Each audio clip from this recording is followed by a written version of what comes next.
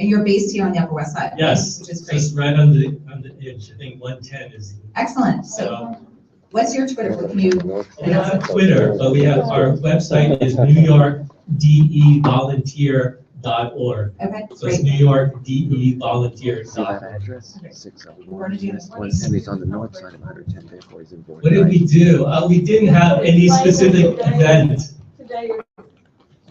Today is Children's Day. Actually, for my newly born son, I did. We have the little displayed fishes, koi nobodies, and that's what we do. I know that today is Children's Day, and my granddaughter is studying Japanese at So yes, it's today, and then we set up a little samurai dolls for boys. And I don't know what we do for girls. Go ahead. Yes. I'm a member of a taiko group, performing group that performs Japanese drums out of Teachers College, and we actually partnered with New York to Volunteer a couple of years ago at Morris Garvey Park, as well as another one at the Chelsea Rec Center, I believe. Oh, okay. And they run a first-class operation. It was a great, well-organized group. The children were very well engaged, so they're terrific folks who do great work. Thank you very much. And thank you. We're so happy that you're in our neighborhood, and you can drop off if you have your information. We want to make sure that we can help publicize the work you're doing. And John Martinez, who's in the back, handles our website. We can try to get something up on our website, try to get the word out about the things you're doing. So thanks for coming. Thank you for your time. Do you still want me to say a few words? Hi, my name is Barry Khan. I'm the chair of the Diversity Committee at PS189 for the past 5 years. Just want to validate what New York Volunteer does. We're one of the few schools at the Upper West Side that actually do cultural exchange programs with children from the PTA level. And I just can't tell you enough what this organization did to not just extend Japanese culture, but just international cultures. They bring a whole team of volunteers to the premise. They do the cleanup, everything, but most importantly, they do really wonderful programs in origami, learning Japanese, counting, etc., etc. So all of our children and adults can benefit from that. Thank you. So I'd like to introduce you, Blanche Lawton, who's one of our co-chairs of our Youth Education and Libraries Committee. Unfortunately, Eric Shuffler, who you probably know, is not here tonight, but you should definitely connect with the YEL committee as well. So thank you for coming. Thank you, everyone. Okay, so I think tonight we'd like to now move things into, I don't think the borough president is here yet. Sorry? Oh, sorry, Linda, sorry, and Peter, sorry.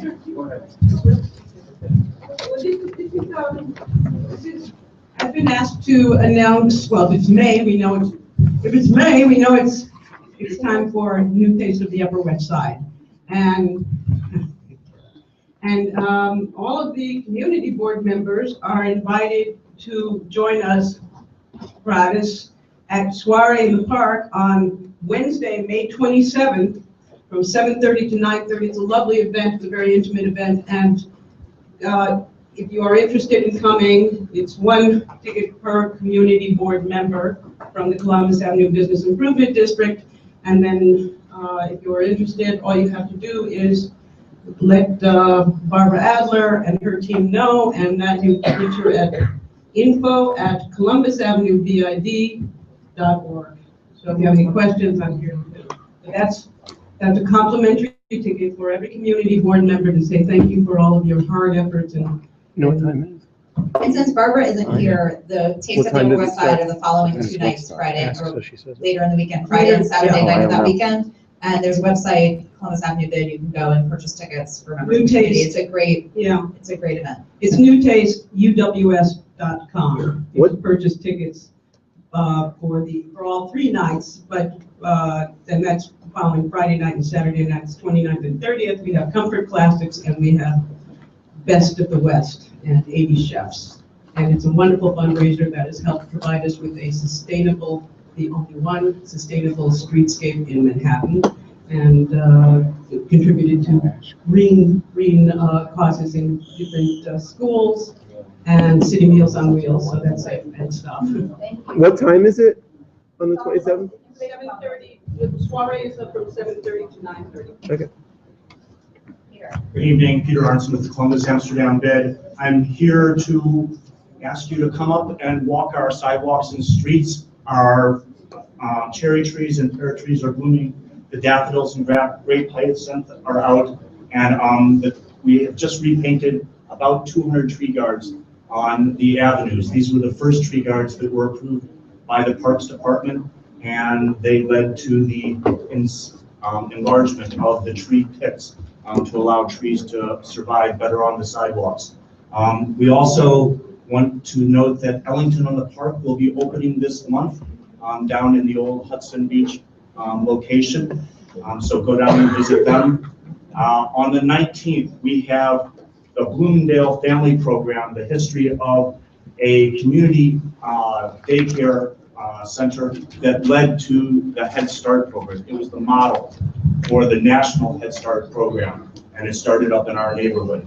I'll quickly, let's see. There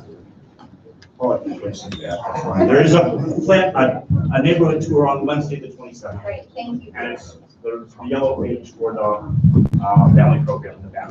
Thank you, Peter. I think that ends the public session. I'd like to now turn it over to our elected officials representatives until our borough president arrives. Very thankfully, our colleagues who represent our elected officials have continued to agree to keep their remarks to 1 minute and summarize the things that are germane to the Upper West Side in their remarks. So with that in mind, we'll start with Jackie Blank with Congressman Nadler's office.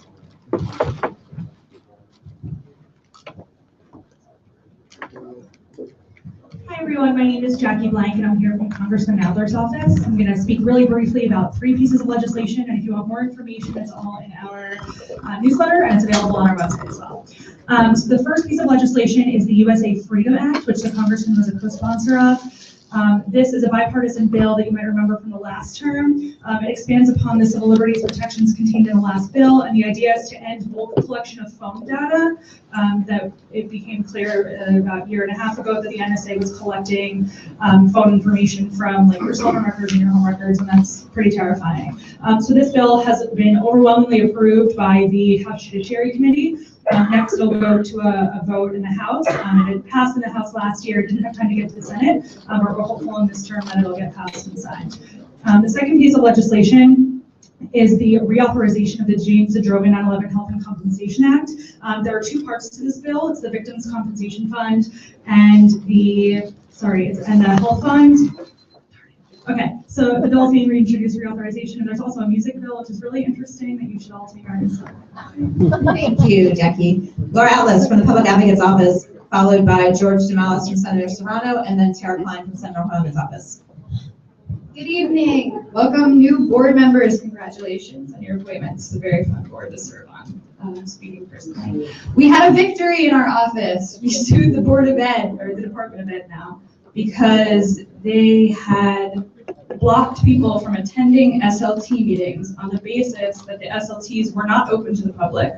It was decided recently that we are in the right. They are in fact subject to the open meeting law, and considering that they are determining most of the agenda for each individual school, we recommend that you go to those SLT meetings as much as you want. I think people are asking what an SLT is. A school leadership team. So the school leadership team is made up of a couple of different representatives from the parents, the students, the union, and the administration, and how everybody can attend and find out for themselves what these meetings are. The second thing is that Time Warner and Comcast are not going to merge. This is really exciting for us. Yeah, high five.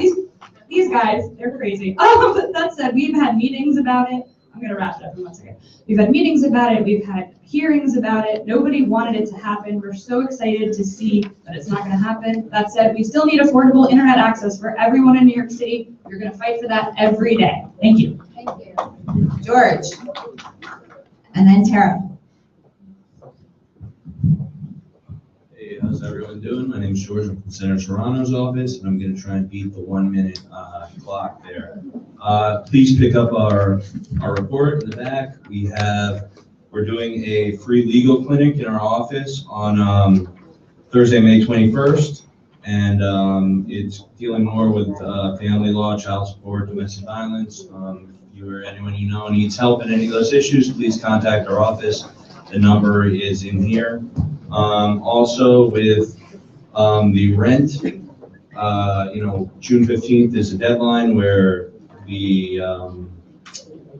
it's going to expire, the rent regulation laws, and one of the senator's bills to fight against that is S1040, which would repeal the exploited statutory vacancy bonus.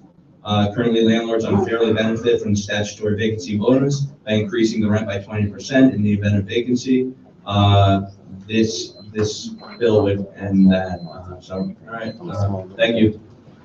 So Tara Klein from Senator O'Hanlon's office, followed by Max Weiss from Assembly Member Rosenthal's office.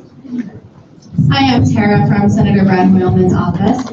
As ranking Democrat on the Senate's Environmental Conservation Committee, Senator Hoylman is really leading the charge right now to try and combat climate change in our state and globally. So we actually learned on Earth Day that there are members of the state Senate who deny that climate change exists publicly. We're speaking out against this, and we're actually hosting a forum up in Albany on May 19th to talk about climate change and what else the state can be doing to combat climate change. There's information in the back in our board report if you're interested in attending or learning more about that.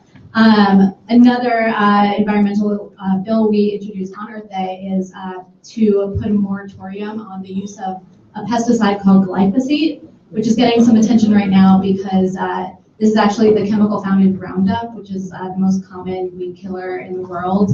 And the World Health Organization just came out with a study saying it's probably carcinogenic to humans. So we're a little concerned, and we've introduced a bill that will halt this until we find out exactly what's going on. And then finally, we have an event coming up in the district, is our Health of the Hudson panel. It's on June 4th. This is a panel we've invited environmental organizations to come speak and talk about some of the innovative things they're doing to clean up the Hudson River and make it better, more accessible, things like that. So we really hope you can come. It should be great. Info's in the back. Thank you very much. Great. Tara, so I think you've met our Parks and Environment our chair, Larry Newell, but you might want to connect with her given the number of environmental issues that are going on with the state center. Absolutely. Great, thanks. So Max, followed by Sabine Franklin from Councilmember Levine's office, and then David Moss, Councilmember Johnson's office. Hi, Max Weiss from Assembly Member Linda Rosenthal's office. Good evening. A couple of updates on the CB5 Sunshine Task Force. We've been active with that to protect our desperate our resources so they're not diminished, whether it's parks, trains, schools, other essential services, fighting vacancy decontrol is the prime sponsor of the bill in the Assembly. That's one of the big priorities coming up legislatively. And last but not least, our Airbnb sting was immensely successful. Over the last week, the Assembly member checked into 4 illegal apartments, was profiled all over the news. As a result, one bad renter or host, as Airbnb calls him, is going to have his day in court in June. So we're continuing to fight that to protect our precious housing resources. For any of those locations on the Upper West Side? 50, I don't remember all of them, but the one going to court was on 54th Street. I can get you the exact address. Great, thank you. Okay, Sabine Franklin from Councilmember Levine, David Moss, and then Justin Simmons from Assemblymember O'Donnell's office. Good evening, Committee Board 7. So Councilmember Levine just passed Intro 736, which would create the People's Law Firm. This would be the Office of Civil Justice to provide free or low-cost civil legal services throughout New York City. So that bill just passed a couple of weeks ago, and hopefully in a few weeks it'll go before the entire City Council stated meeting. We have a few events coming up tomorrow night. We're going to be announcing our winners for participatory budget. This will be at Broadway Housing on 135th Street and Broadway. So definitely come out. We've had over 2,300 votes, and we're going to be releasing the names of the project as well as starting the PB process over again for next year. So if you're interested in volunteering, being part of the process, this would be a good time to come out and learn about how you can join. And on Thursday, we're also doing a housing workshop at Kipp Elementary School. This is kind of ongoing. We're doing multiple housing workshops, telling people how to sign up for affordable housing in the district. And I did want to answer one thing, because somebody had mentioned the Central Park Sunshine Task Force. And we recently passed Intro 737, which is to create a task force through DPR, Department of Parks and Rec, to study the effects of shadow cast by tall buildings over parkland. Thank you, Sabine. And your representative, Councilmember Levine, is the chair of the Parks. Yeah. Yes. Okay, great. David Moss from Councilmember Johnson's office. Corey's going to be hosting an event this Saturday at Civic Hall on 5th Avenue and between 20th and 21st Street. It's going to be from noon to 3 p.m. on Saturday. We're calling it the West Side Summit. There's going to be a state of the district from the council member, a keynote address from Margaret Niederman, the director of the Municipal Art Society, and also breakout sessions where members of the community can come and talk about community issues and propose some solutions. Everyone's welcome. We hope any and all of you will attend. On the legislative side, Corey has recently introduced legislation that would create an Office of Drug Strategy to bring our substance abuse policy up to modern standards. It would go a long way for that. He's also introduced legislation that would require all taxis and for-hire vehicles to be handicap accessible by the year 2020, because there are many thousands of New Yorkers who can't, use taxis and Uber the same way able-bodied people can. So for more, check out our material in the back. Thank you. What are you aware of what Council Member Johnson's position is on the security guard issue? Okay, the bill is to every school requests a security guard, public or non-public, be granted one. Okay, I have not been briefed on the council members' involvement in that issue. I'm happy to leave my contact information with you. Okay, yeah, absolutely. You feel free to touch. I'll be back. Thank you. Justin Simmons from Assemblymember O'Donnell's office. Good evening, everyone. The Assemblymember sends his welcomes from the Capitol. Very briefly, our 12th annual Community Reading Challenge is going to kick off tomorrow, Wednesday, May 6th. This reading challenge is for students who are pre-K through 8th grade. So what this is, list of books that we would love for young students and children, older children to read. And it helps encourage scholasticism and also learning more about the world around you. The theme for this year's reading challenge is All for One, One for All from the Three Musketeers.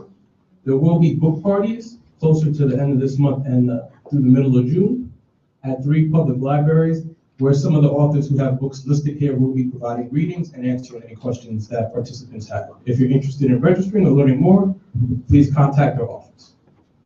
Thank you. Okay, if there are no further, I think that the borough president is on her way. So with that in mind, we're going to move into the business session. Just a note to both current and new board members. We have a very, I will call it an active agenda tonight. We're going to try to move things along as best we can. I asked the committee chairs, I've spoken with most of you before we started the meeting. Just with that in mind, because we have so many items, I'm going to turn it over to transportation. And as an FYI on that, the wonderful students from the Edward J. Reynolds School have stayed to hear how this resolution will be presented and voted upon, to get a civics education as well. So we're really excited again that you have joined us tonight. And I'll turn the meeting over now to Dan and Andrew.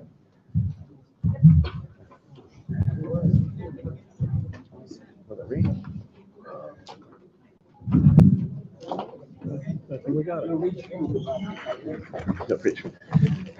Oh, well.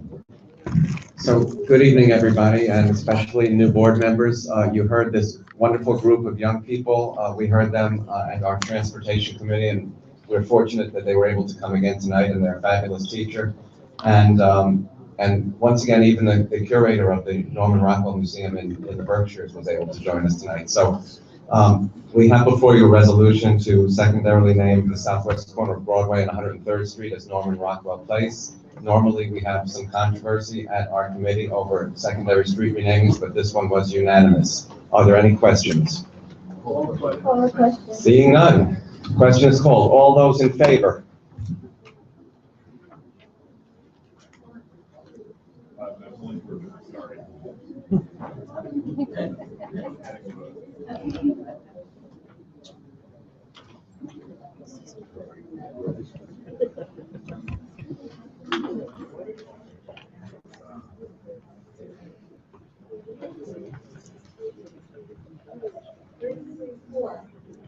All opposed? Abstentions? One abstention. Any for cause? None. Okay, 33010. Thank you all again for coming. I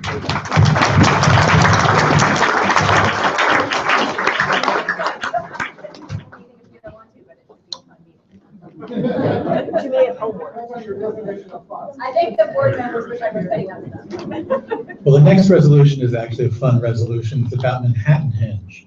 And this is the day of the year, one of two, during which the sun, when it sets in the west, completely aligns with the streets of New York. And the Museum of Natural History has been asking for a street closure in order on 79th Street in order to have an event that will commemorate and celebrate the Manhattan Henge. It's going to be on July 13th. It's something that's been done before. It's been safer when it's been closed rather than partially closed and kind of ad hoc. And it's been a terrific event. So this is going to be for Monday, July 13th. This was unanimously approved by the committee. Their plan is pretty much like it was last year. And there was no controversy at the committee. Any questions? Can we have a vote? And is there, how many will approve the resolution for Manhattan Henge?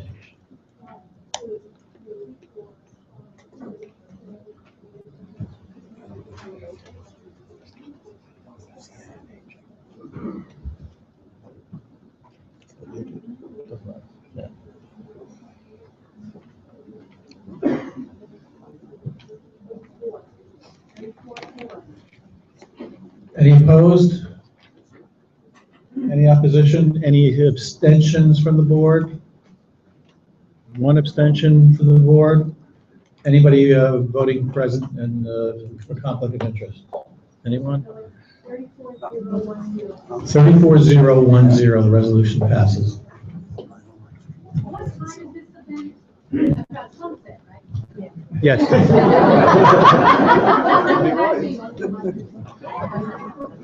I can look it up for you, but I don't want to take the time now. Our next resolution is about an issue of public safety.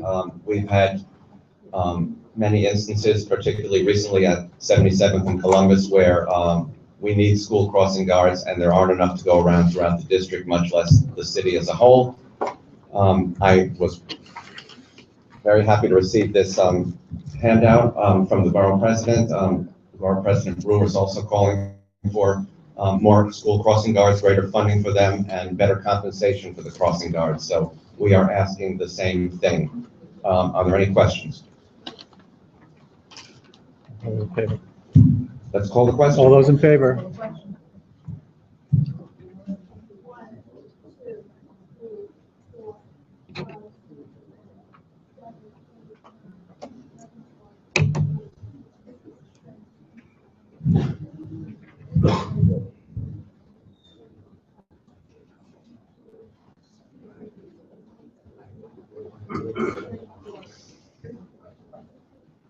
All those opposed? Seeing none, all those abstaining on this one? Seeing none, anyone voting present as a conflict of interest? Audrey? 34, and it's unanimous support. The next resolution, it concerns a newsstand on the southwest corner of Columbus Avenue and West 93rd Street. The applicant did not return calls and did not attend the meeting. We were unable to have a hearing about this or ask any questions. And there's a certain time in which the community board must render a decision or to say nothing is essentially a tacit approval. Therefore, the committee had a protective disapproval of this particular newsstand, sorry. This does not preclude the applicant from coming back to be able to reapply when they're ready to make a presentation. But in this case, in an effort not to say nothing, this is essentially giving a disapproval at this time for this location. It's also passed the committee unanimously. Any questions on this? Any questions? Richard? Would it be appropriate to have in the body of the resolution that the reason for the disapproval was the failure of the applicant to come forward with that information? Actually, that heads the resolution informationally, Richard. So thank you for asking about that. Okay. Questions called. In that case, before the morning, we're going to ask for how many approve the disapproval of this particular loose stand location?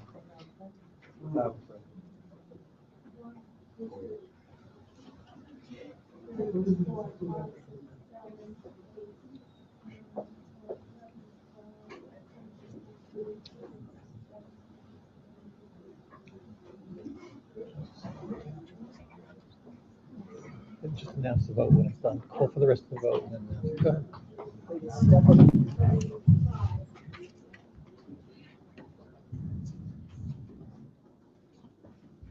Opposed? Any opposed to this? Seeing none, any abstentions? Anybody not voting for cause, for conflict of interest? 35,000. Thank you, Andrew. Down. Just another quick reminder for those of you who arrived late at the Transportation Committee meeting, which will take place at Goddard Riverside Community Center on 88th and Columbus on May 12th, is the DOT's presentation about City Bike.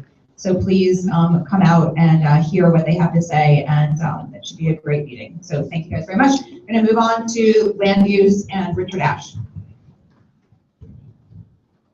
Two items tonight. The first is a variance requested to convert the First Church Christ Scientist into a residence of 39 apartments.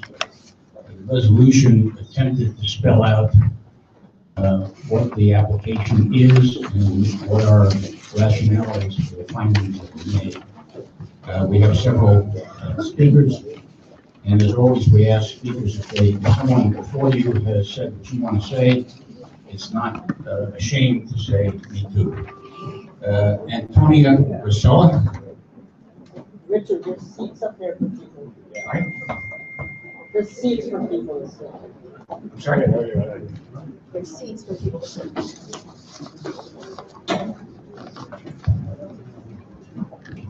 Is Antonia Rosola here?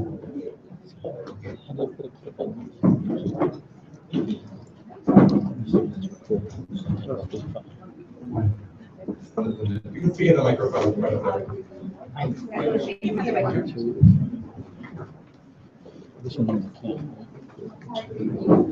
Go right to the microphone. Good evening. My name is Antonia Roseto. I'm an architect. And I have a statement. The First Church of Christ Scientists should have never even been considered as a candidate for the kind of changes to its exterior that are being proposed, given the importance of this building as an individual landmark. Recently, the Landmarks Preservation Commission ruled in favor of allowing for the removal of the stained glass.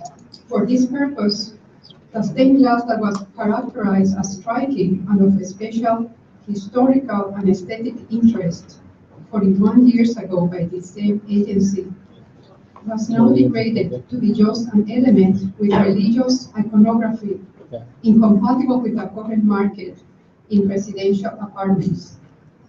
Julie Sloan, expert in stained glass and author of a book called History of Stained Glass in America, related visiting this church some time ago and also doing some research on these stained glass windows. She indicated to me that they must have been made by a very prominent artist, since there is a record of being built in one of the best glass studios of that period, called the Decorative Stained Glass Company, which was located in downtown Manhattan. She also explained that this particular studio was considered in some aspects to be even better than Tiffany's, and that artists of the caliber of Lafarge could use it. In past presentations, the applicant has said that the authorship of these windows has not been confirmed. But shouldn't this be the kind of serious research that should be demanded and presented when considering the removal of the I'm almost done, of these features, why as a community are we even allowing for these irreplaceable works of art to be removed? Are we saying that the removal will not alter the character of our neighborhood? Shouldn't we preserve the fabric of our buildings with their cultural and religious diversity and architectural importance? Thank you. And if you want to submit your statement for the record, if you want to submit the written statement, you can. Luis Salazar.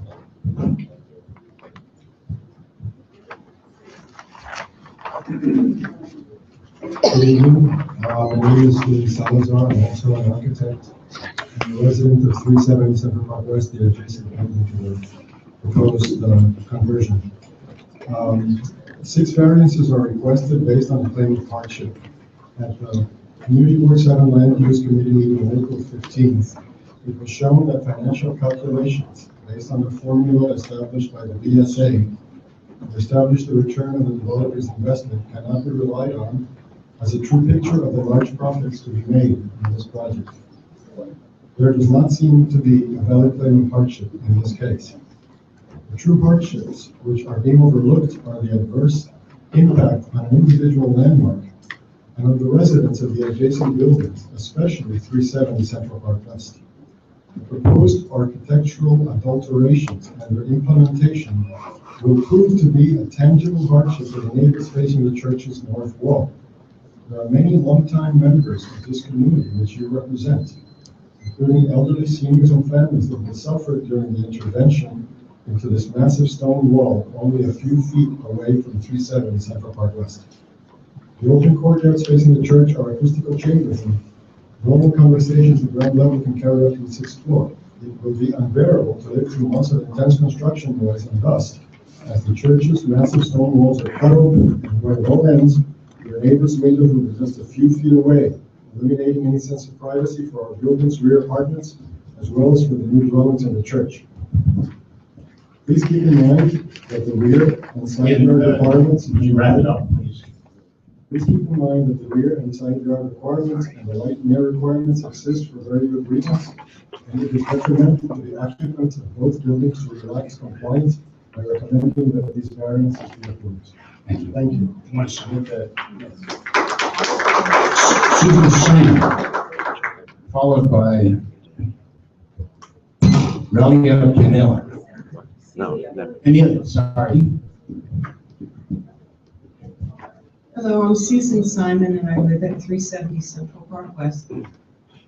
Richard Baxter, the former executive director of Insignia ESG, a co-agent of the First Church of Christ Scientist, in 2003 said, "The building might remain a sanctuary or be used as a private school, university, museum, or other cultural institution.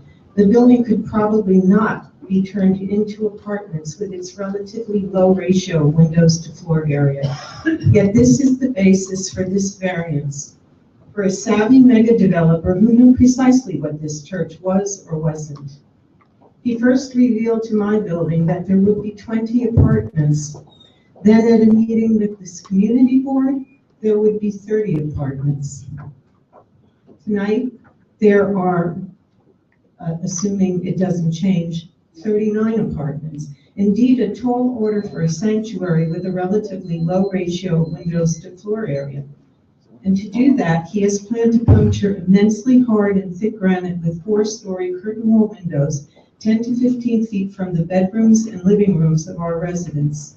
This concept apparently taken from the lean and tall windows at the New York Public Library, another career in Hastings landmark, built around the same time that frankly has fared much better than this one.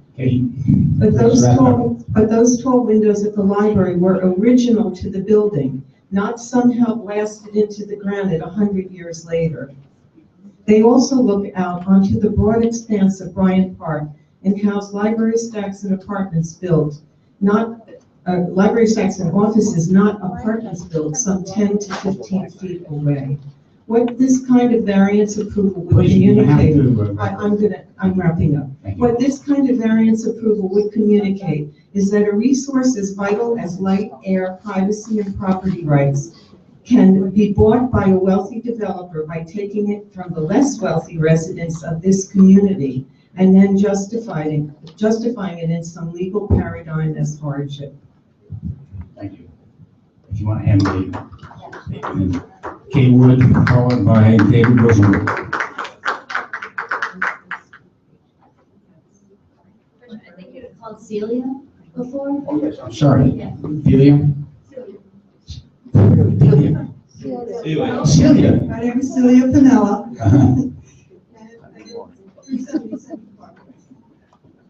On the sixth floor. Can you get closer to the microphone? On the sixth floor, facing the church, which I can practically touch, it's less than 10 feet away.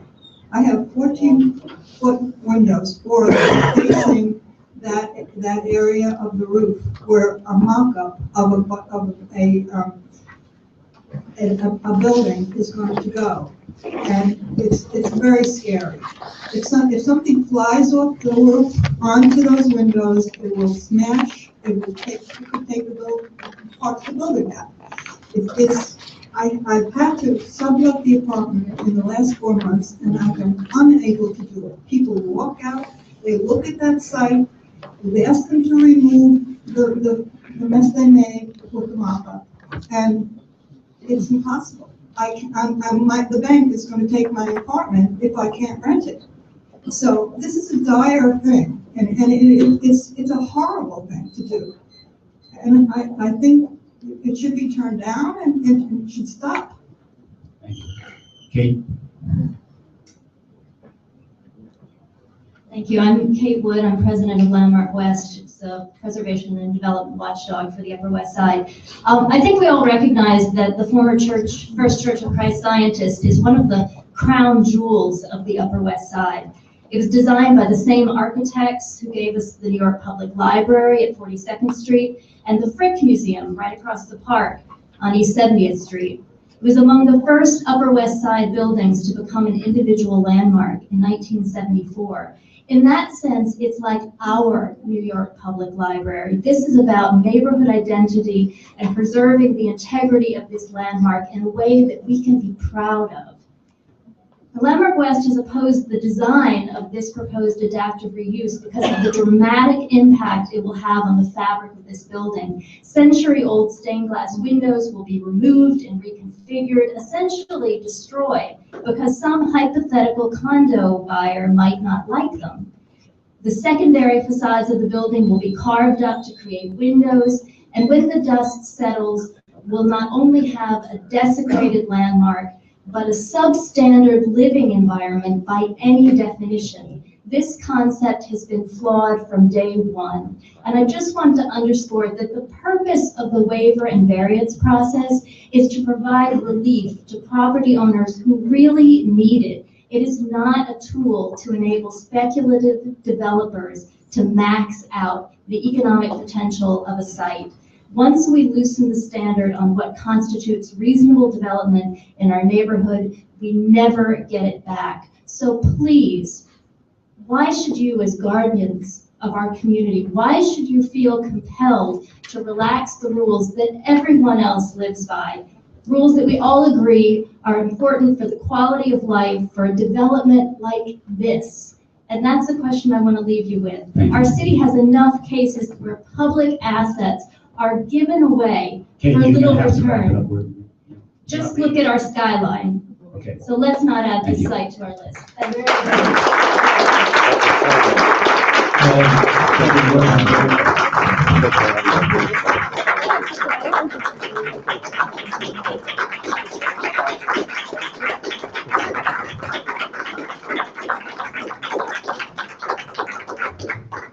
Good evening. I'm a volunteer with Landmark West. Just want to raise a couple of points. First of all, we have great respect for the hard work and diligence of the committee that issued this report, but we disagree with it. David Rosenberg. As the committee reported, the figures presented by the developer just don't make any sense.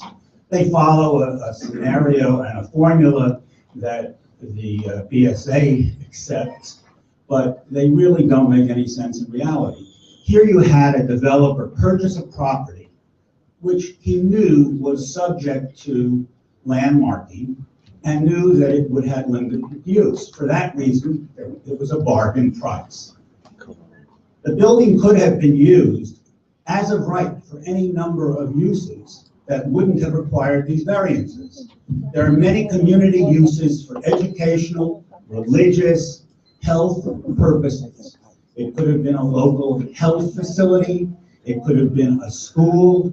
There was not sufficient evidence presented that these alternatives were looked into and explored by the developer who bought this, intending from day one to convert the property into residential condos. Instead of punching the holes in the outer walls, the developer could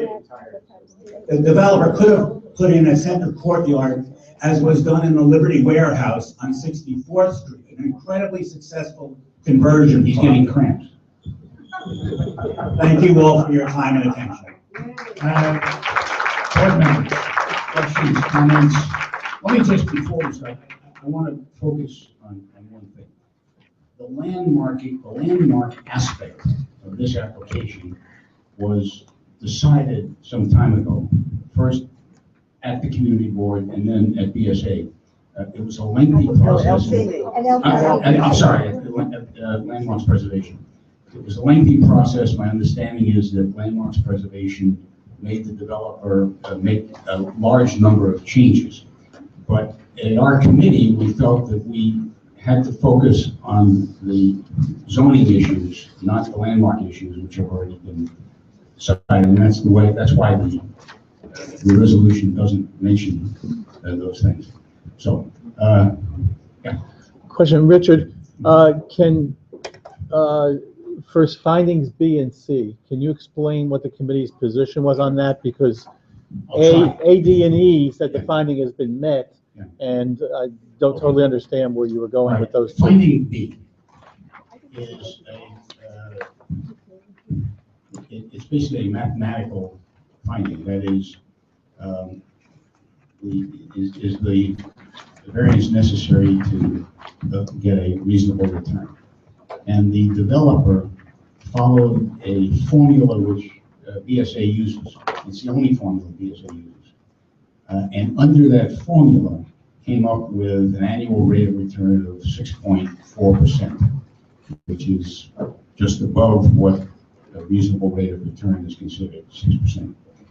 We looked at the formula, and to us laymen on the committee, the formula didn't make any sense. So, but that's the formula they use.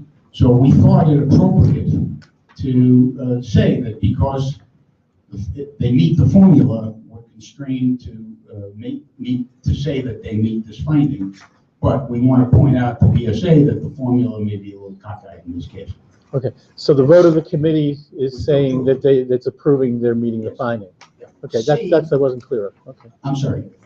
C is that the variance, if granted, will not alter the essential character of the neighborhood or substantially impair the appropriate use or development of adjacent property. And there's a typo here because the vote was that we made that finding. So the committee vote is to find that the finding has been met. Yes. Thank you. Okay. A question, the issue of the removal of the stained glass, which obviously our committee spent a lot of time with, testified it at landmarks, and more of it was retained as a result of a whole host of effort by various organizations in our committee. Where would that fit in? The only place that I can think of that issue would affect in your findings would be C, that if somebody felt strongly that the removal of the stained glass was a serious issue, would be detrimental to the public welfare. Am I correct? I think that's right. I mean, I think that if somebody decided to take if we are more of the Statue of Liberty, that would be finding C. Detrimental. Yeah, we relied on landmarks because we had to. The landmarks felt that the treatment that was being accorded to stained glass was appropriate. We had no basis for contradicting that. And I live about a block from that. And the stained glass may be very beautiful, but it's probably beautiful from the inside as opposed to the outside. So, but we did not address the stained glass.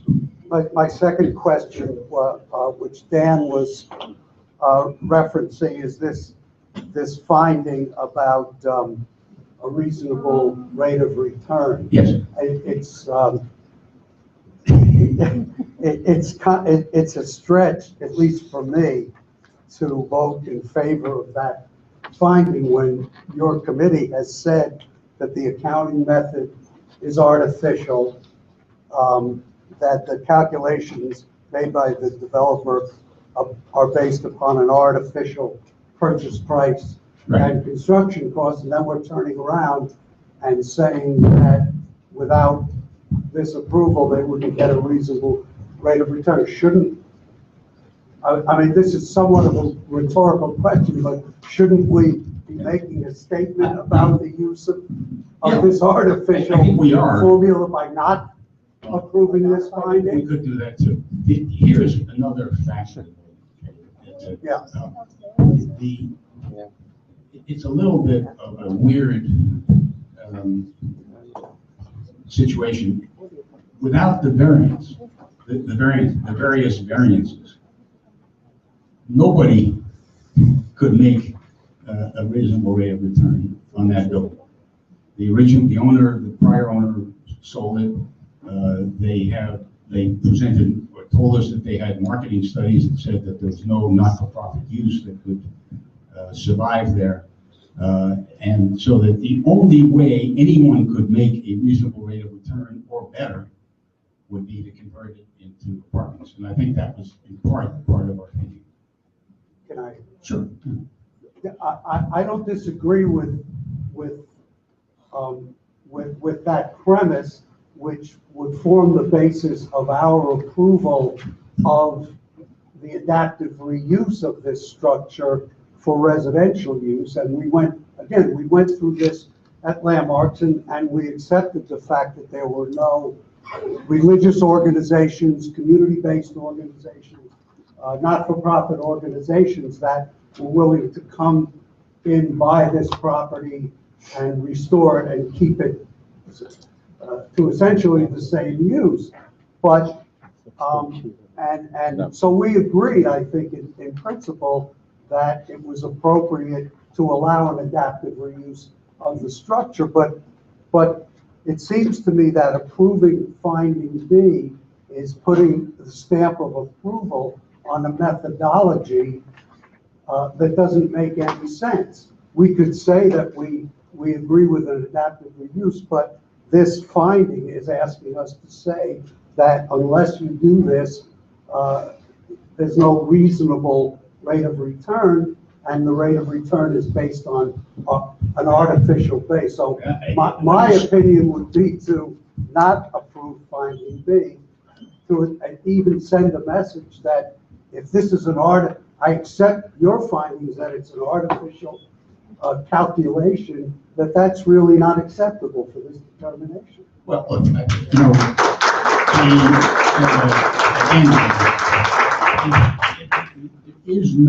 if you accept the premise that an adaptive reuse is necessary for a reasonable rate of return, the variances that they're asking for are necessary for that adaptive reuse. There's no way they could build a residence there without these variances, even if one of them.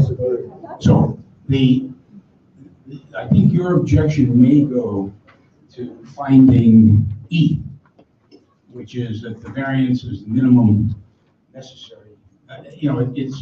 It's a tough shoe to put in. It's a very difficult issue because if you have an adaptive reuse, you have to have these variances. If you don't have the variances, you don't have an adaptive reuse, there's no reasonable rate of return. And we could have just said that, but instead we went off on this silly tangent about how absurd BSA is. So I'll learn next time. Hi, Richard. Richard? Yeah. Okay, Richard. Okay. I just want to address the element of the stained glass, because you made a comment that it seems to minimize the importance of the stained glass in this, let's call it a sacred space, talking about churches. You said that, the stained glass is something that the importance of it might be viewable from the inside, as if it wasn't important. If you're looking at it from the outside, it was not important. The integral part of the structure, when in fact it is stained glass, is viewed from the inside. And the light shines through it, it enhances the sacred space. So you can't deconstruct the space by eliminating these elements that are key to the very concept of the structure. I think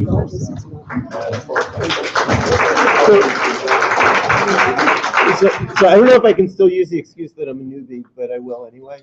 I still use it, and I've been here. To me, what I'm hearing is that they paid a huge amount of money for a building, justifying the expense of spending $26 million for a building based on this adaptive use. And it becomes a self-fulfilling prophecy that because they spent so much money to buy the building, and they would have to spend so much money to convert the building to residences, because of that, they're getting a fair rate of return. And I would imagine that this building would have a huge number of uses, including making it so that we could meet in a building other than a hospital, if it were more affordable. But we can't compete against a developer who's spending $26 million with the assumption that they'll be able to do this adaptive use, and that they are creating this hardship and creating this rate of return based on the huge amount of money they would spend. Look, there could be a law, I suppose, that the owner of a church can't sell it to anybody other than another not-for-profit, but that law doesn't yet exist. So it's on the open market, and as long as the hardship itself, that is, the building wasn't built by the new owner in such a fashion as to prevent its a reasonable rate of return. The zoning resolution doesn't address how the owner acquired the building, or what, other than whether any other use can bring a reasonable rate of return. It doesn't concern itself with use. What is the definition of reasonable rate, and what is the range of what's considered reasonable? Normally, and this is the first one of these we've had in 20 years, because most of the applicants for variance are nonprofits, and this doesn't come into play. But the general rule of thumb is 6%.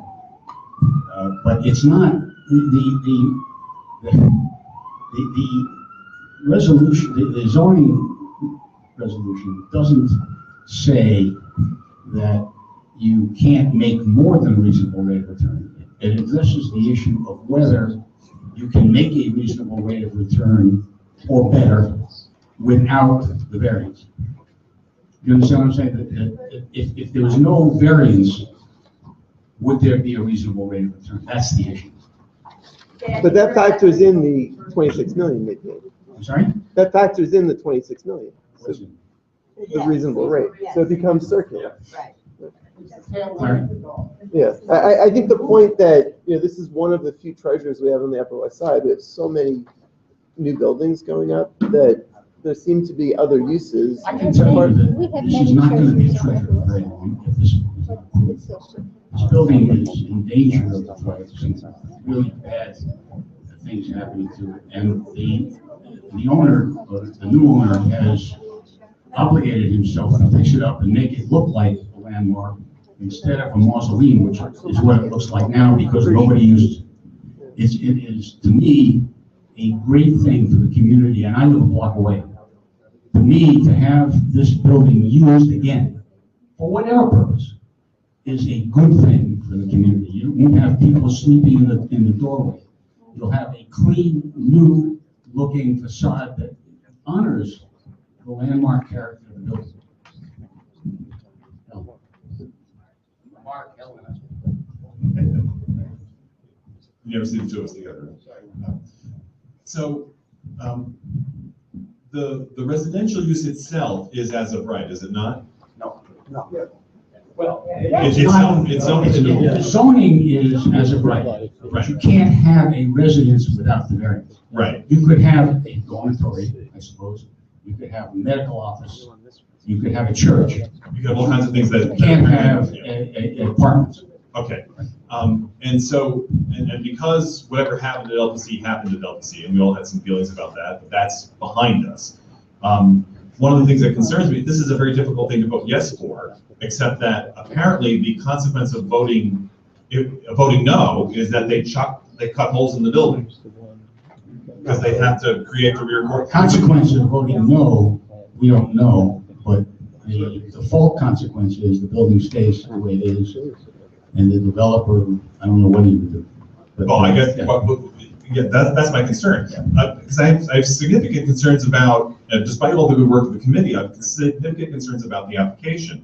The A finding, inherent in the proposal to me, as I read it, even though you tried to draft around it and made the strongest case you could, it still seems to me as though they're saying that it's being a landmark is part of the hardship. And that's not something I can ever vote for.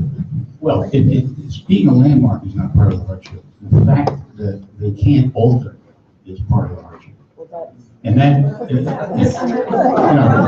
yeah. Okay. Second, on the B finding, I get the point, but again, it's very hard to vote for 100% profit as not being a reasonable rate of return. On the C finding, I have always had problems with the arguments about the windows because of the First Amendment issue. But with respect to the idea about the inside-outside thing, I think we've heard testimony in both the committee and here about how on the north side, the experience of the windows is very different than on the south side. And I'm trying to figure out a way to factor that in. And then the question of whether this is the minimum variance necessary is still something that doesn't seem to be very well fleshed out. And so it's almost like, well, if we don't want to chop the building up, then we have to vote yes for this thing. But almost every finding makes it hard to do that. Okay.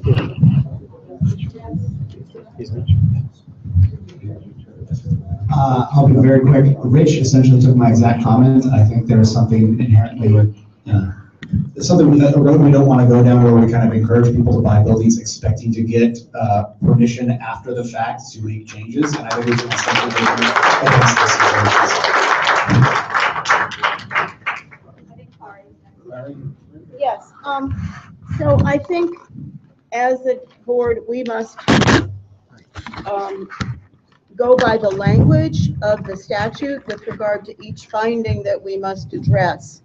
However, I don't think that it is correct that in reaching our conclusion on each finding that we necessarily adapt rules of interpretation that the BSA has. So I believe that you felt, at least some of you did, most constrained to use the BSA interpretation, but I don't believe that we are constrained to do that. In any real world sense, these people, it appears, could make a very fine profit without building those windows facing the building to the north. I think it is incorrect that there is no residential use for this building that doesn't do those north windows, because you can have all kinds of spaces in a residential building. As long as you don't call them a bedroom, you can call them, I'm not an expert in this, page isn't here. Gabby might add to this, but I'm not asking her to at the moment. But you can call rooms all kinds of things if you don't call them studies, if you don't call them things like bedrooms, and then they don't have to have windows. And you can have a massive space with devices to provide light that are not windows. So, yeah, but so not. What you have to do is to break them up or something. If you don't want to No, but not the type that are being added at the roof level. They're very large windows. No, I understand that, but what these neighbors have spoken about is the additional things facing them. So it also seems to me that we have a lot of wiggle room with regard to finding C about the essential character, not the neighborhood or the district, but the appropriate use of the adjacent property. It seems to me if we want to, we have wiggle room to find that because of the impact on the property to the north, that that finding is not met. So when you put all of that together, I think, and you have alluded to that, it's really a stretch and could stretch in the other direction without much of a stretch to say that this is not the minimum amount of variance needed in order to otherwise. Just as to the use of the adjacent property, in order for the finding not to be met, there has to be a substantial impairment of the use of the property. 370 Central Park West has always been 10 feet from this church. Right. And in addition, I'm told that there are units already in 370 Central Park West, which in the back have these airways or whatever you call them that already have like 10 feet between windows. In my apartment, I have 10 feet between windows, and it just doesn't strike me that rises to the level of a substantial impairment. But, you know, you could certainly argue the opposite, no question about it. Yes. I don't think we can address this by the findings, but it comes up a lot where community members express their concern about during construction of a project. And I'd just like to suggest that the community board find a way where we can address that, because it comes up a lot and it's not really something we can address in the findings. We're talking about the final product, but I'd just like to raise that. You want to talk about what you do during construction and how you police things? Well, major projects or one that's going to have significant impact, we put together a community coordinating construction task force that involves the developer, the contractor, the city agencies, and representatives, usually 2 of the affected buildings. We're doing this with Trinity School right now, Columbia Grammar, Riverside Center, so we've done this for 20 years. And it's successful. So we bring everybody together, we meet monthly. We have look-aheads that come out every 2 weeks, hotlines, follow up on any immediate problems. So we're prepared to do that with anybody who would like to have us do that. So the community can contact you.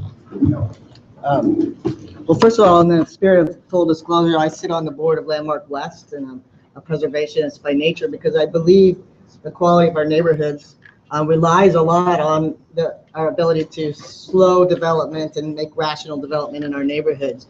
And this, for me, is a very bad precedent because, like the chicken and egg argument that has come up many times, it lends itself to using our laws to create speculative buys and then sells, and uses that to meet the BSA requirements. So what really the arguments that are laid out to me in the resolution justify is some way, a new policy that we need to create to support the upkeep of landmarked buildings, not to flip them and sell them and redevelop them and repurpose them. So if we're really committed to the quality of our neighborhood, I think we should vote down this resolution and make sure that we work harder to protect our landmarks. I appreciate that.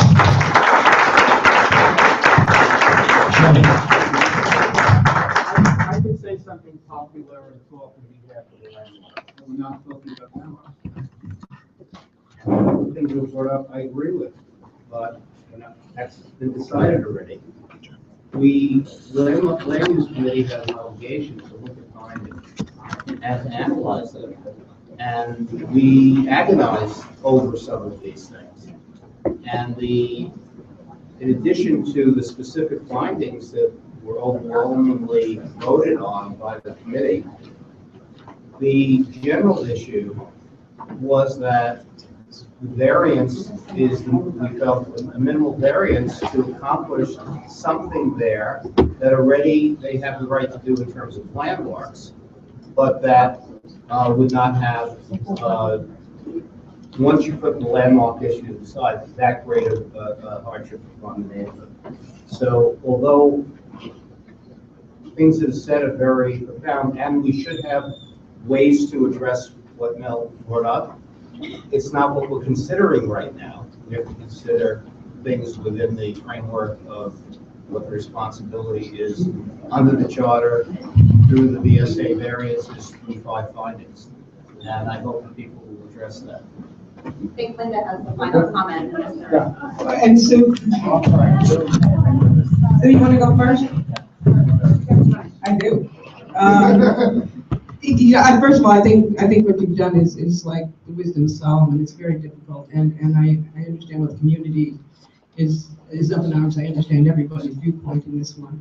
However, what we've got is a derelict building, and we've seen over and over again what happens when you've got a derelict church and nobody wants it for whatever reason. So if a developer, and none of us are developers here, comes around and says, this is an adaptive reuse and this is what makes it worthwhile for me to do it, without changing, really significantly changing the facade or changing the overall appearance, let me say, there is a precedent for this. Many years ago, one of our dearest community board members, who's not with us anymore, had worked very hard. He lived at the Belmont, and he worked very hard to stop an adaptive reuse project that entailed building up as well, an extension, significant, but on the corner, the northeast corner of Amsterdam Avenue and 86th Street. And his group was successful in stopping it, and the very big developer related walked away from it and walked away from their investment. And what we have today,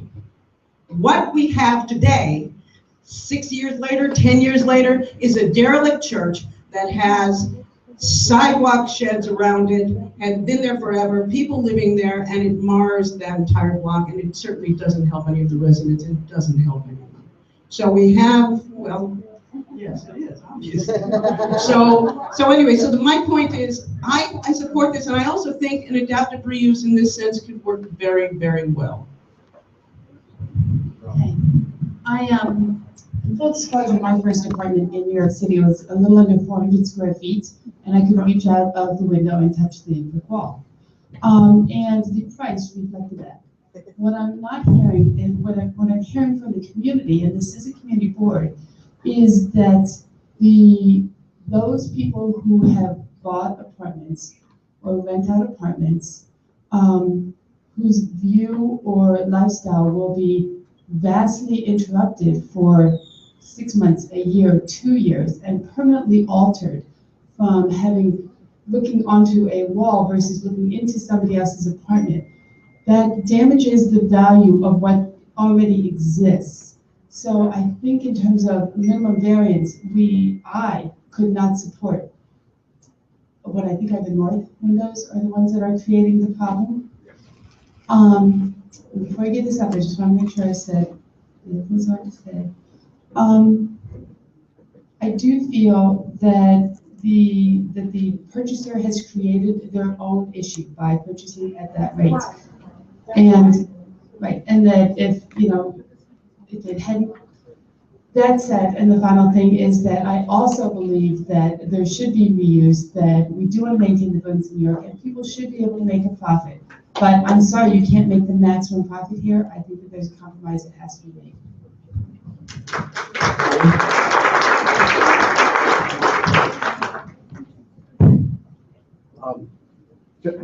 Just a final comment, and I apologize if I'm taking an excessive amount of time, but I'll exercise my prerogative as a co-chair of the Landmarks Committee. First of all, what Linda said is absolutely correct. And what Richard said earlier is absolutely correct in terms of the only way that we've been presented with to preserve this structure. So I think we need to be clear about the fact that no matter how the vote comes out on these elements, that, at least in my opinion, we support the concept of an adaptive reuse of this structure for residential purposes. My point is that in breaking down the elements, there are two that I find not acceptable. One, I still believe that the stained glass can be preserved, that it doesn't render the space unmarketable, and that it is in fact, the removal is in fact a detriment to the general welfare of the neighborhood. And secondly, I'm concerned about this rate of return language, because if we need to come up with language, I think that it should be clear that while the committee felt constrained to make a positive finding on this particular element, and I sympathize with the bind that they were in, I think we need to send a message that if in fact the BSA's calculations are artificial and unrealistic, because I think that drives the fact that there may be room for a reconfiguration of this project so that the return, in fact, can be modified and still be a reasonable rate of return. So it's those two findings that I feel we shouldn't support, and we should come up with language that expresses why we're not doing it, but does, in fact, reiterate that we're not rejecting the concept of an adaptive reuse, because I absolutely agree that, and that Park West Presbyterian Church is the best example, that this, and I give the applicants credit and the developers credit, this is the only way that we have to preserve this structure in essentially the form that it's in now. And you know, the applicants have been cooperative, they've made some significant changes. I just think it's not in its final stages yet, and we should vote no on those two elements. All right, we're going to. Just a Sure. quick question. When were these BSA findings established? How long ago were these I rules can't, established? Do you know? as long as I've been on board with them. Sure, I think, Mr. Do you want to like for 1 minute? About- Yeah. No, I'm asking Mr. Collins. Can I say Yeah. No. No. What? Mr. Collins, who's here from a former vice chair of BSA, correct? I am, Right. and I'm currently at a company called Capolito and Company, we're a government relations firm. I'm a lobbyist and the employee of the developer here, in full disclosure. I just wanted to take a minute to just, and also in a prior life, I was a community board chair on the other side of the park, so I understand the work that you all do as volunteers. I just wanted to quickly go through the findings, if I may, perhaps answer a couple of the questions that were raised. The A finding, sometimes called the uniqueness finding, there is a long string of BSA cases that say that an obsolete building serves as a unique condition, and that qualifies for a variance. Whether it's an old manufacturing building, or in this case, a church building that was never built for residential uses. You know,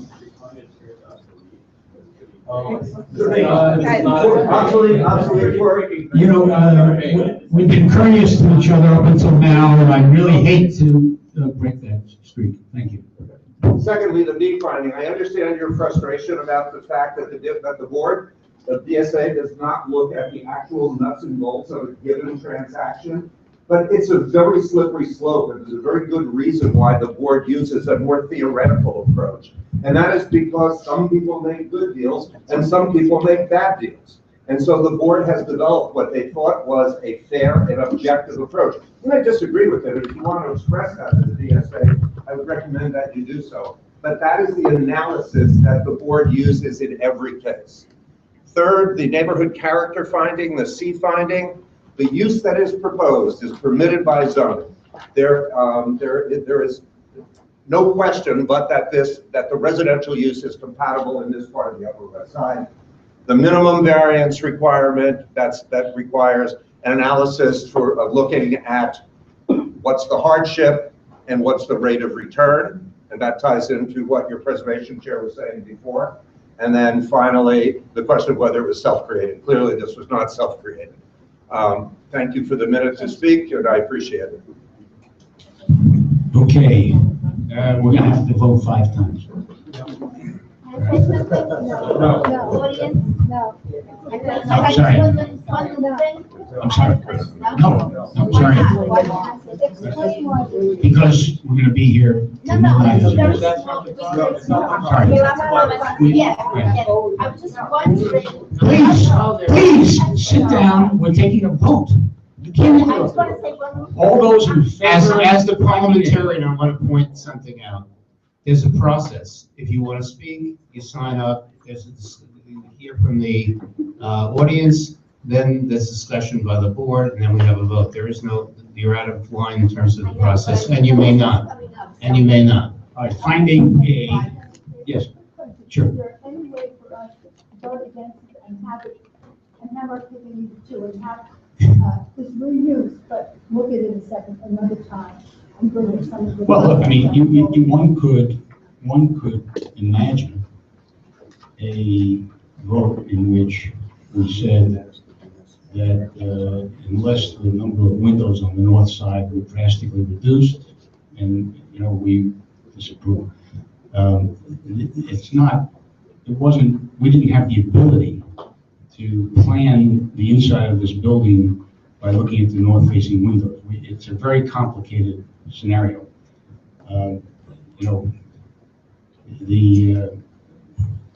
no one suggested it at a committee meeting. Yes, A. I just want to be, the north side, Facing the 370. 370. Yes. And that's a 10-foot side. It's a little more. Yeah. All right. All those in favor of finding, moving the finding A? Voting in favor, please raise your hand.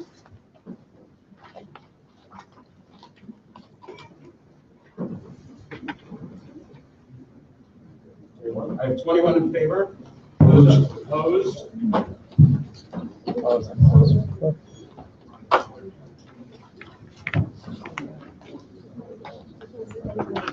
I have 12 opposed, abstaining.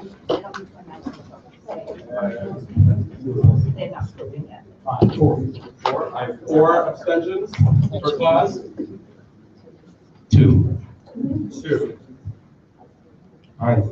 That's 21, 12, 4, 2. Okay, finding B. Yeah. Sure. All right. Finding B is that the variance is necessary for a reasonable rate of return.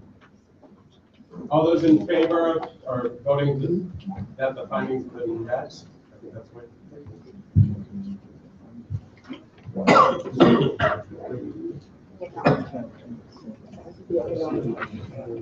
I have 10 in favor, 11 in favor, opposed.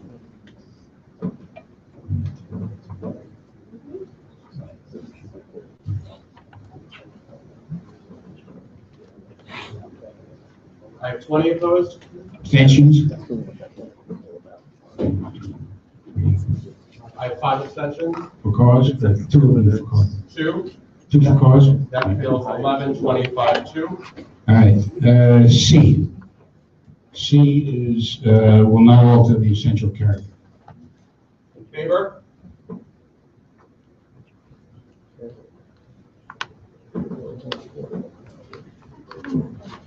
I have 17 in favor. Opposed?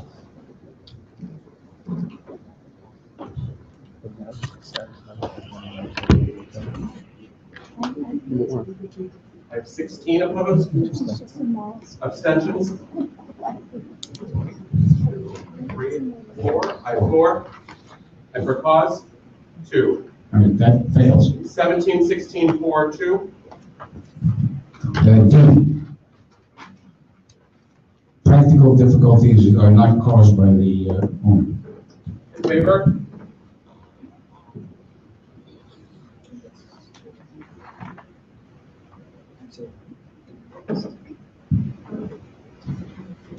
I have 19. Opposed?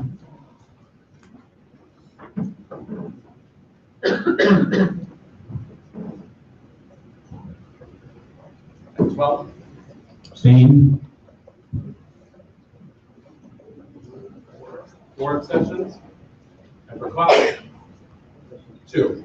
Okay, that passes. 19, 12, 4, 2. And E. That the variance is the minimum variance necessary to afford relief. All those in favor? All those in favor, raise your hands.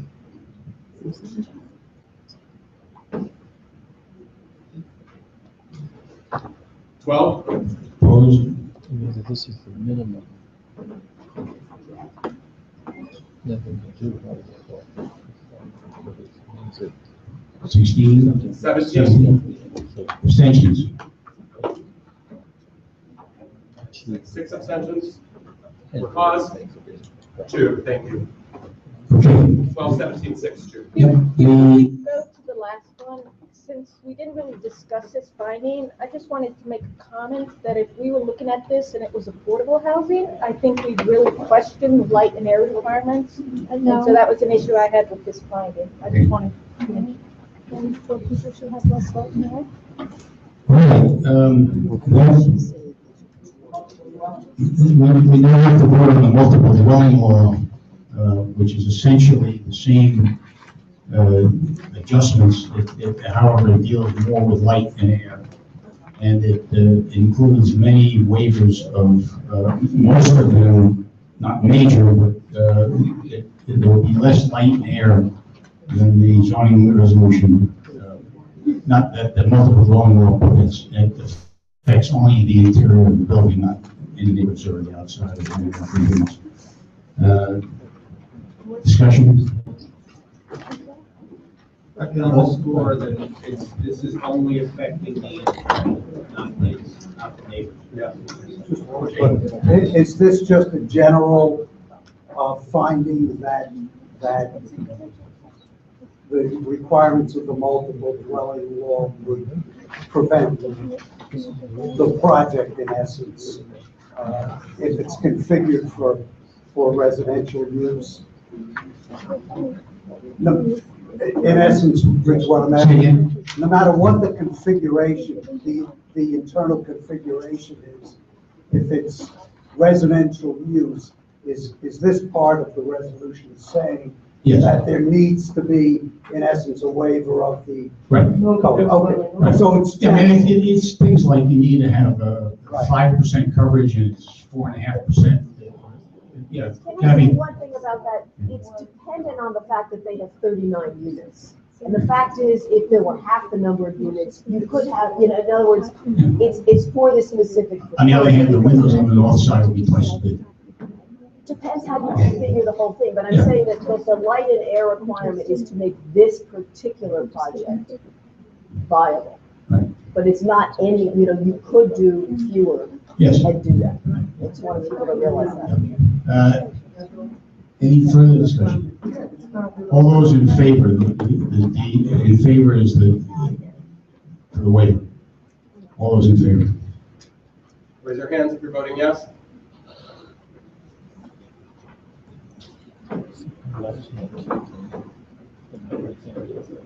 I have 18 in favor. Opposed?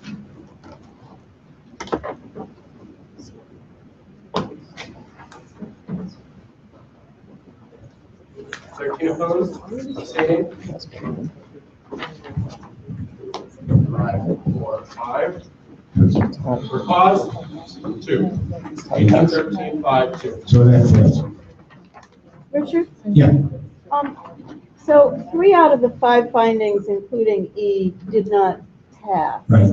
And I'm not sure we have a clear and consistent history on what we do in these situations across our many committees.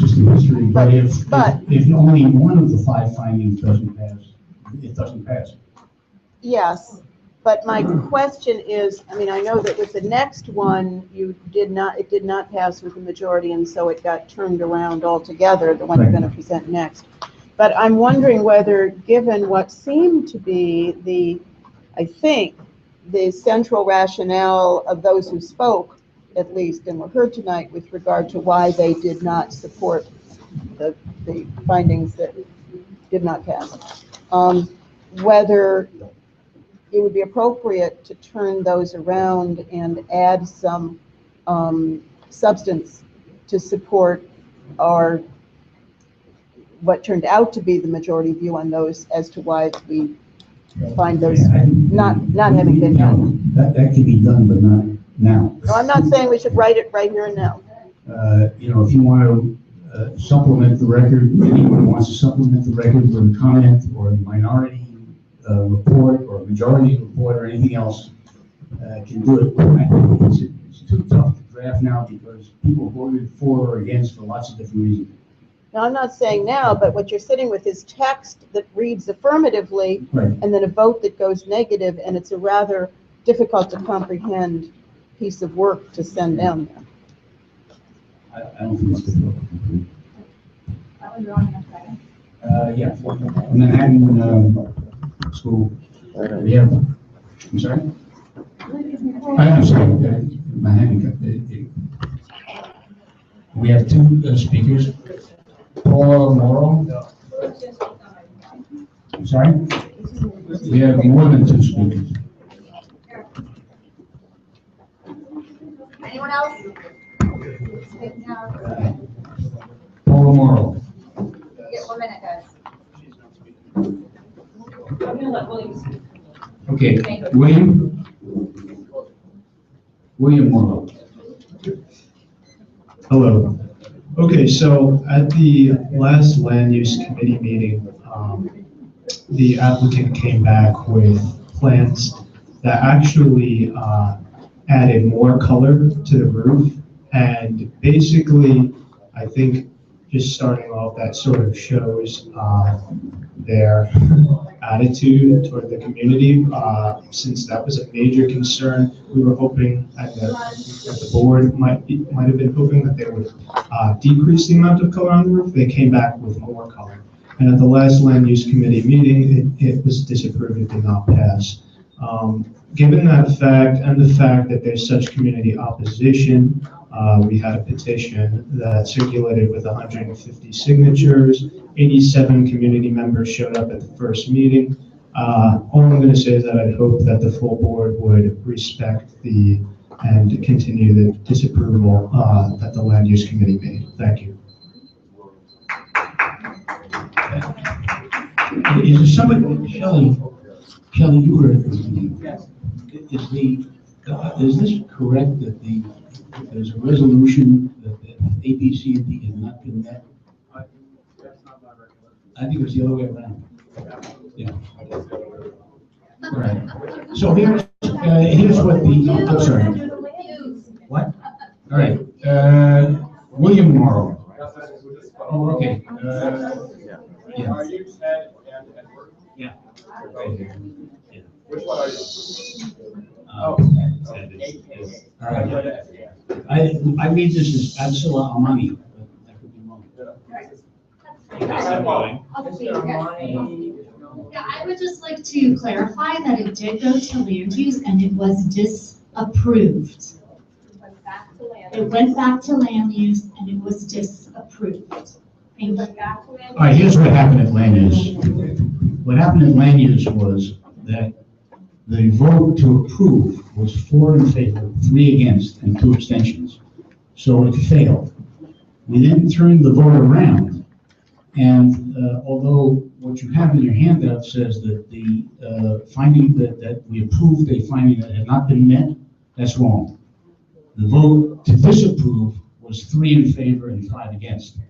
So we have a standoff, and the committee cannot make a recommendation because neither approval nor disapproval was affirmatively voted on.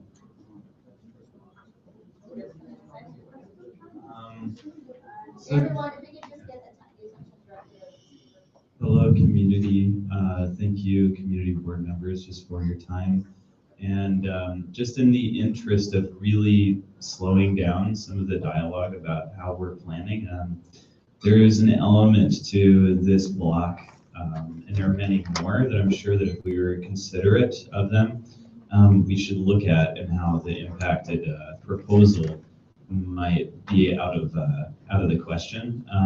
There's an endangered American oak that is on that block. Elm, yeah, it is an elm, I'm sorry. That endangered elm is one of very few. There's a few of them that have survived a mass death that happened in the 30s, and they just survived in these large cities. So we have the honor of having one of those on our block, and it'd be great to begin a dialogue as to how the proposal as it goes right now would be in total violation of any type of measures to ensure that elm survives and it's able to propagate. So this is just one plant, and it's directly where the permanent change in the sun exposure would be. So that's worth talking about. Right,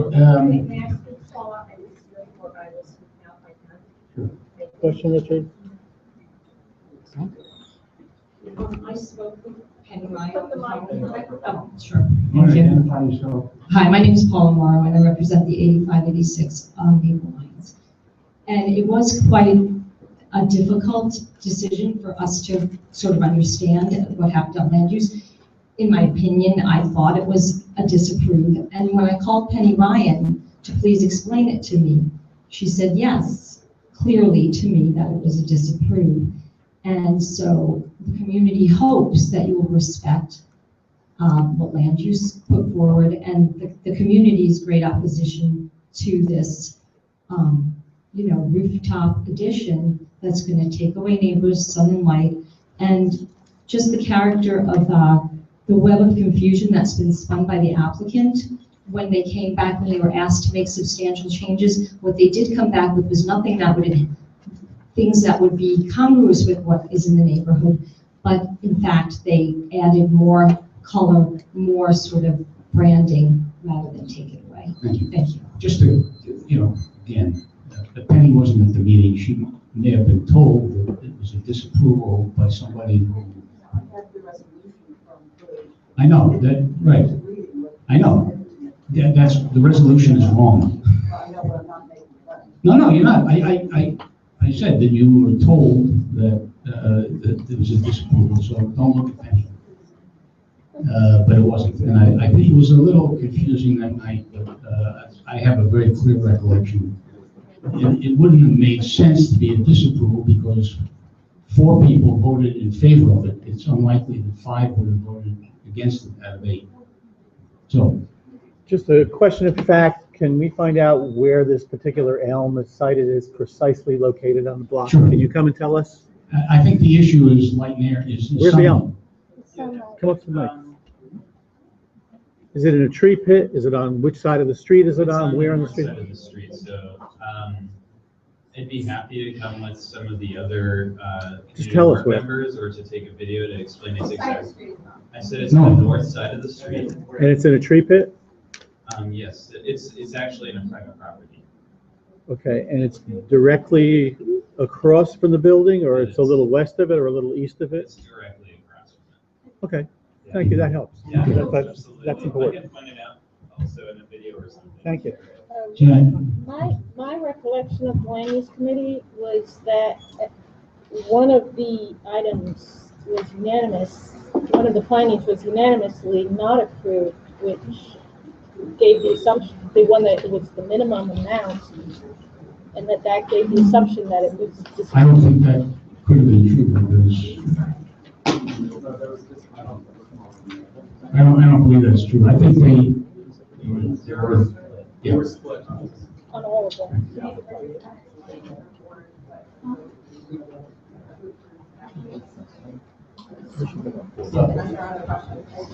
Look, this matter came to the board last month.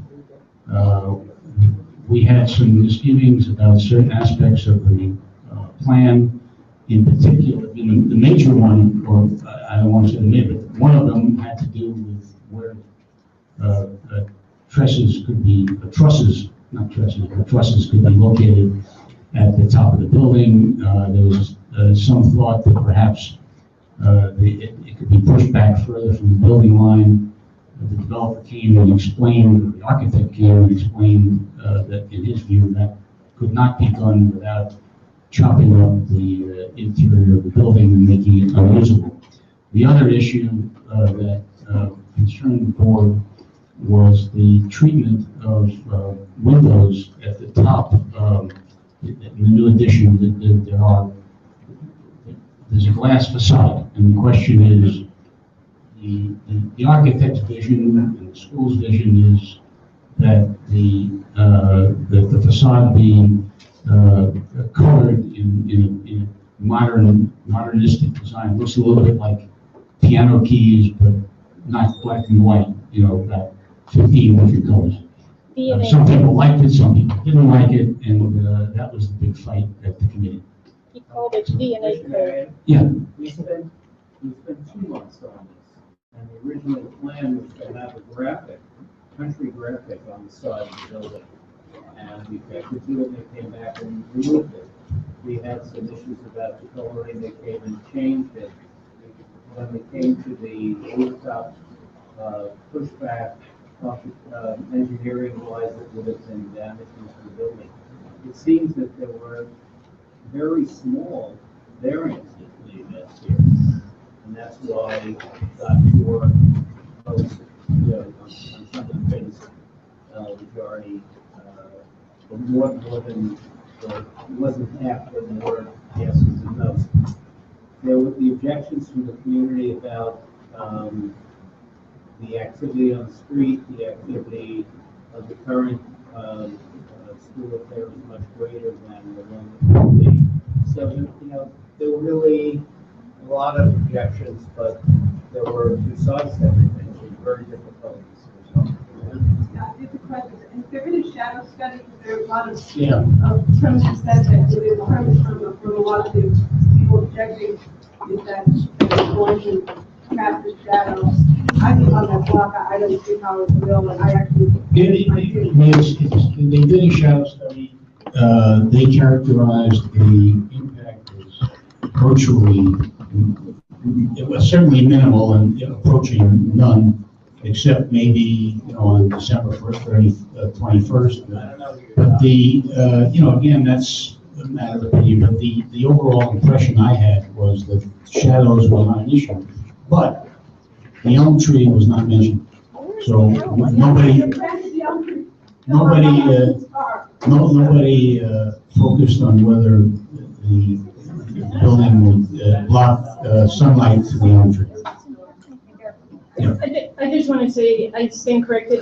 It was because I was including the non-committee members in the vote that it was against. And I guess you can't do that for the official vote, right? It still couldn't have been unanimous. No, it wasn't unanimous, but some of the findings weren't approved. Okay. You can't mix in. But you can't mix them, so. I am not calling the question, which I believe I've never done in my many years here, but when somebody calls the question, what are we voting on? There's no resolution that got a majority in either direction, so what are we about to be asked to vote on? Well, we're going to be asked to vote on, it probably should be an affirmative, that the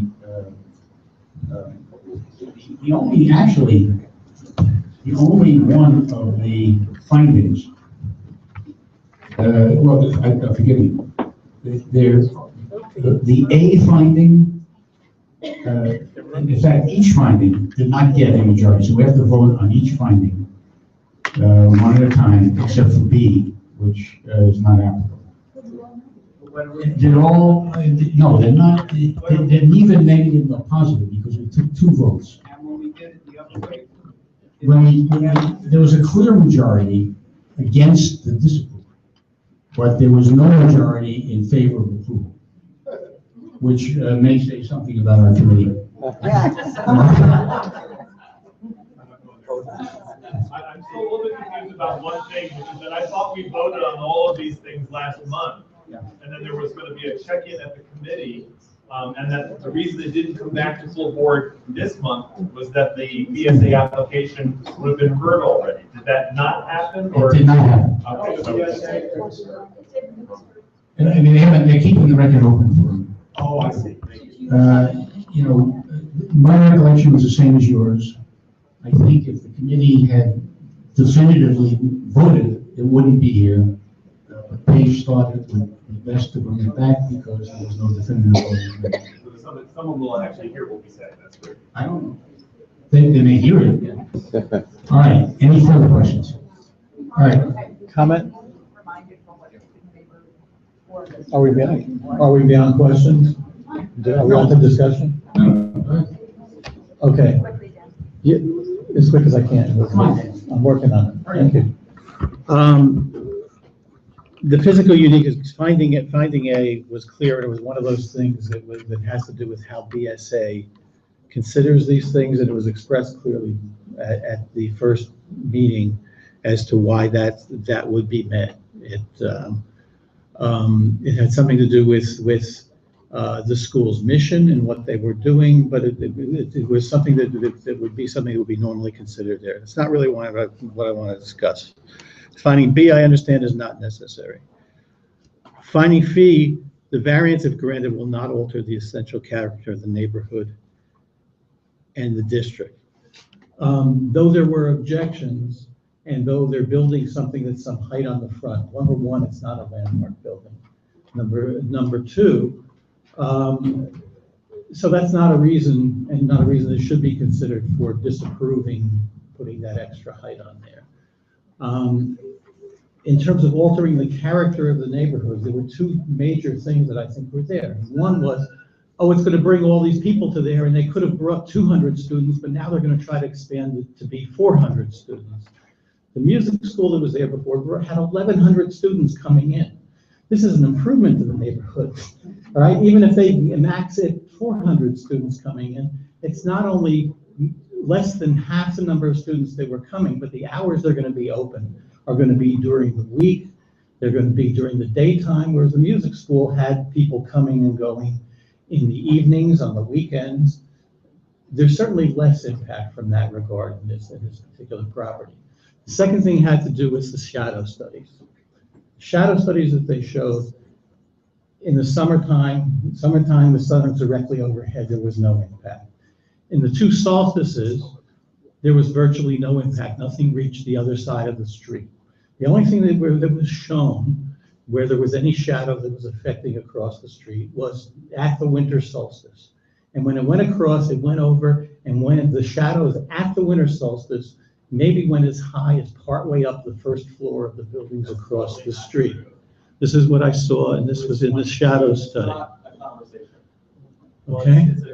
That was at... It's not a conversation. Thank you, sir. Okay. It is said that there's some dispute about that fact. I'm looking at what I saw, and maybe the first floor that I saw, maybe it was 10, maybe it was 20 feet, the building across the way, and that was at the solstice. In my opinion, if you move either side of the solstice, that would dissipate to a great degree. I understand there's an element, I'm certainly concerned about an element that's over there. If in fact the sun is not reaching the other side of the street from the spring equinox to the fall equinox and through the summer, that elm, when it has its leaves, is going to have plenty of light. Now, yes, there may be some impact in the lower part of that tree. I'm assuming it might be more than 20 feet tall. That's going to be in the winter.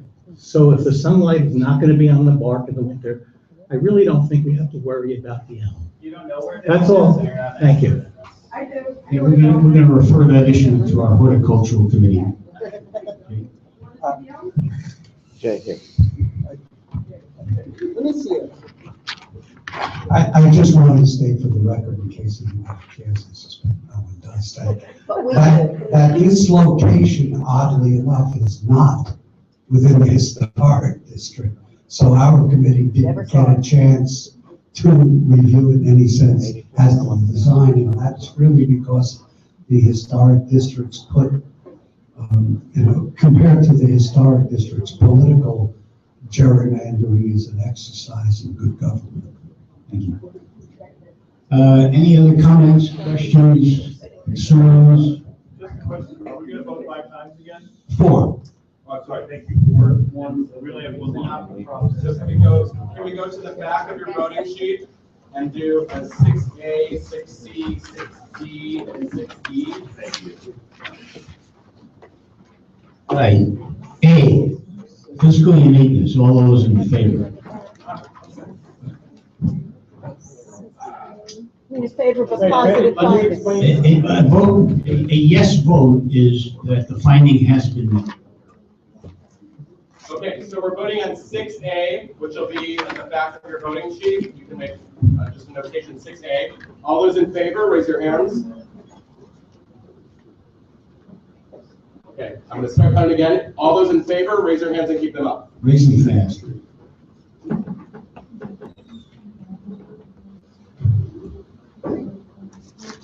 21 in favor? Opposed?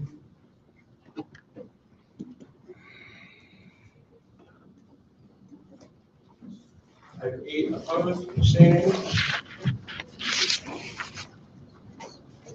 6 abstentions. For cause? 0. 21, 8, 6, 0. All right, C, the variance will not alter the essential character of the neighborhood of this. All those in favor?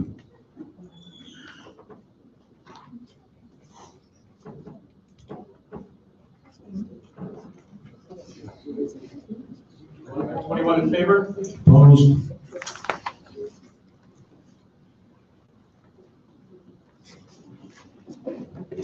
Nine. Abstaining.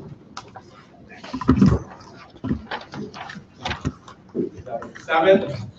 For cause? 0. 21, 9, 7, 0. The hardship was not self-created. All those in favor?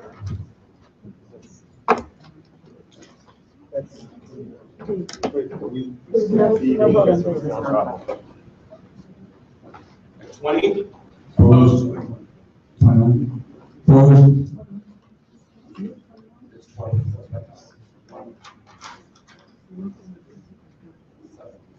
7.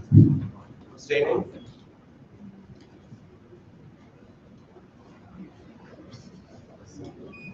8. For cause? 0. 21, 7, 8, 0. Yep. And finally, the variance is the minimum necessary to afford relief.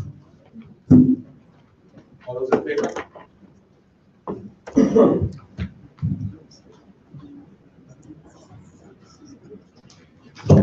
14. Opposed? Can you speak to that issue? I need to speak on the next one and just to make sure that it wasn't talking about. 10. Abstaining.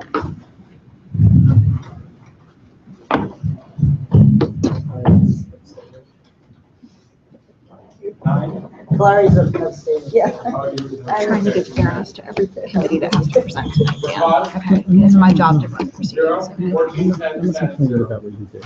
I'm complaining about how it's written out. Okay. Here's what we have. The resolution did not pass because one of the findings was not made, the last finding. So we have no resolution. Does somebody want to make a resolution in the opposite direction to reject the variance? I know it'll never pass. It's not, it wouldn't be working. Right. Yes. How many people are standing for student government that tell you I don't understand why it's the minimum, because if nobody explained, honestly, this should have had images. You know, The way the this- presentation. unfortunately, this came up when I was incapacitated, and I didn't participate in any of the initial, It's, which is, yeah. discussions about it. The only thing we talked about in our committee meeting was the stained with windows and the, what else? But nobody, we didn't revisit the, so I can't answer your question. If I can just, Yeah. I think, members of the land use committee, please raise your hands. Okay. We've got great members of the land use committee. They're doing their homework. We've got great chairs. We're gonna work for the next meeting when this stuff comes up.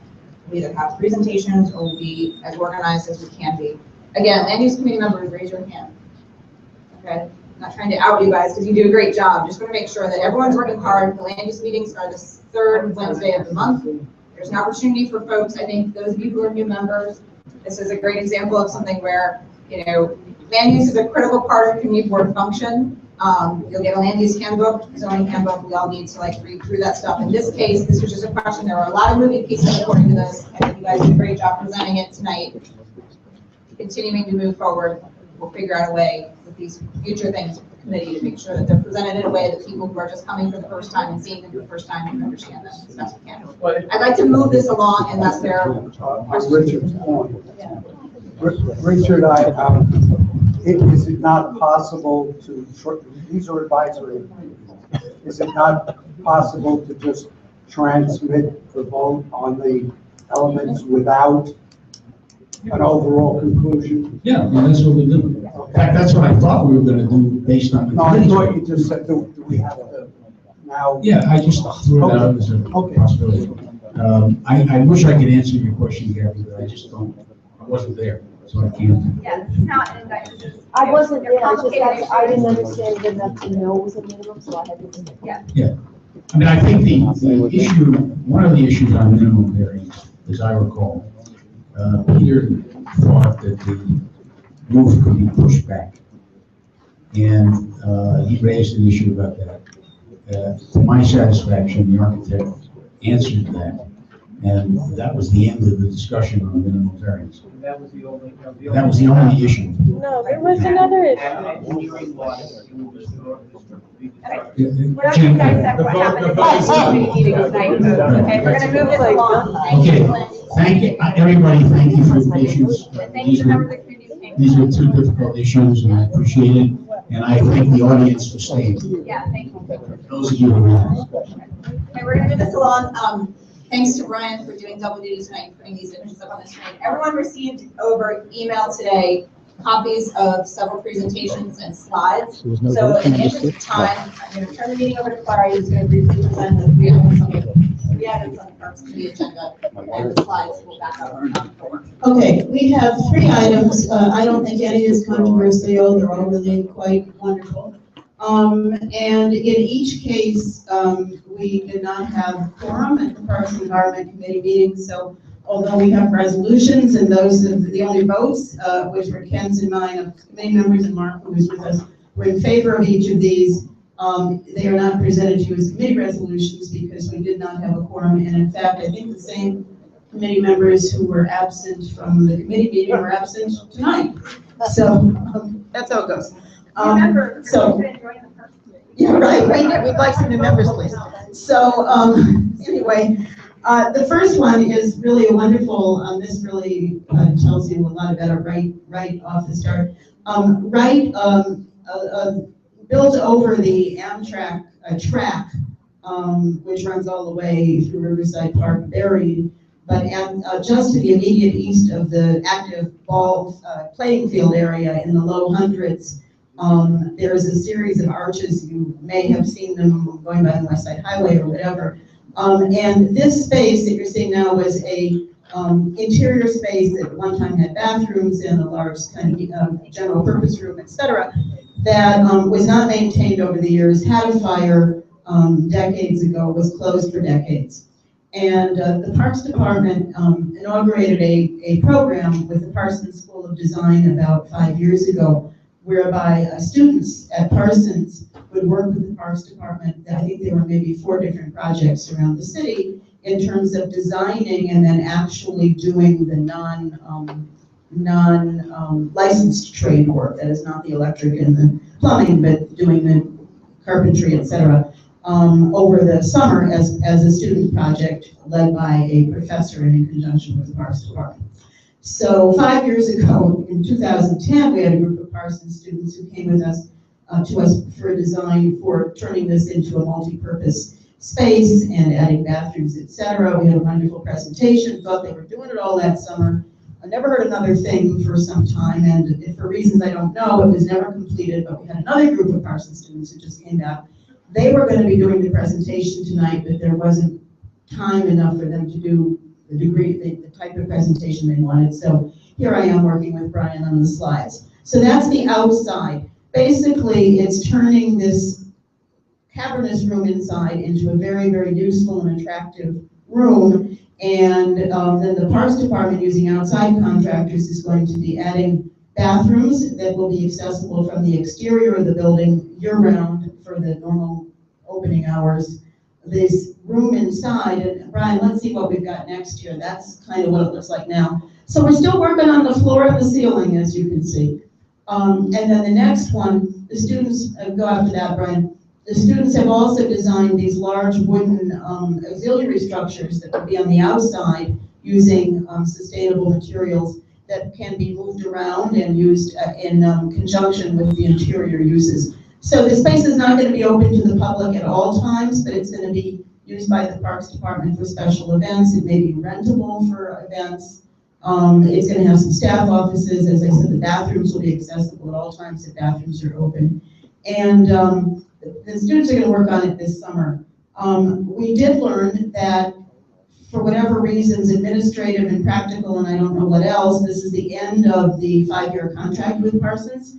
So as you'll see in the resolution, one thing we added as a provision in it is that we urge the DPR and Parsons to work together to be able to continue this program in the future, although we hope this will be done this summer. So in fact, they're probably starting about 2 days from now. It does have LPC approval already, and I think it needs LPC. Whatever it is, it's got everybody but us, and they're ready with their hammers. Any questions? Andrew? Is there any attention being paid to noise attenuation from the trains? You know, that issue has never come up. Ken, do you remember ever talking about that?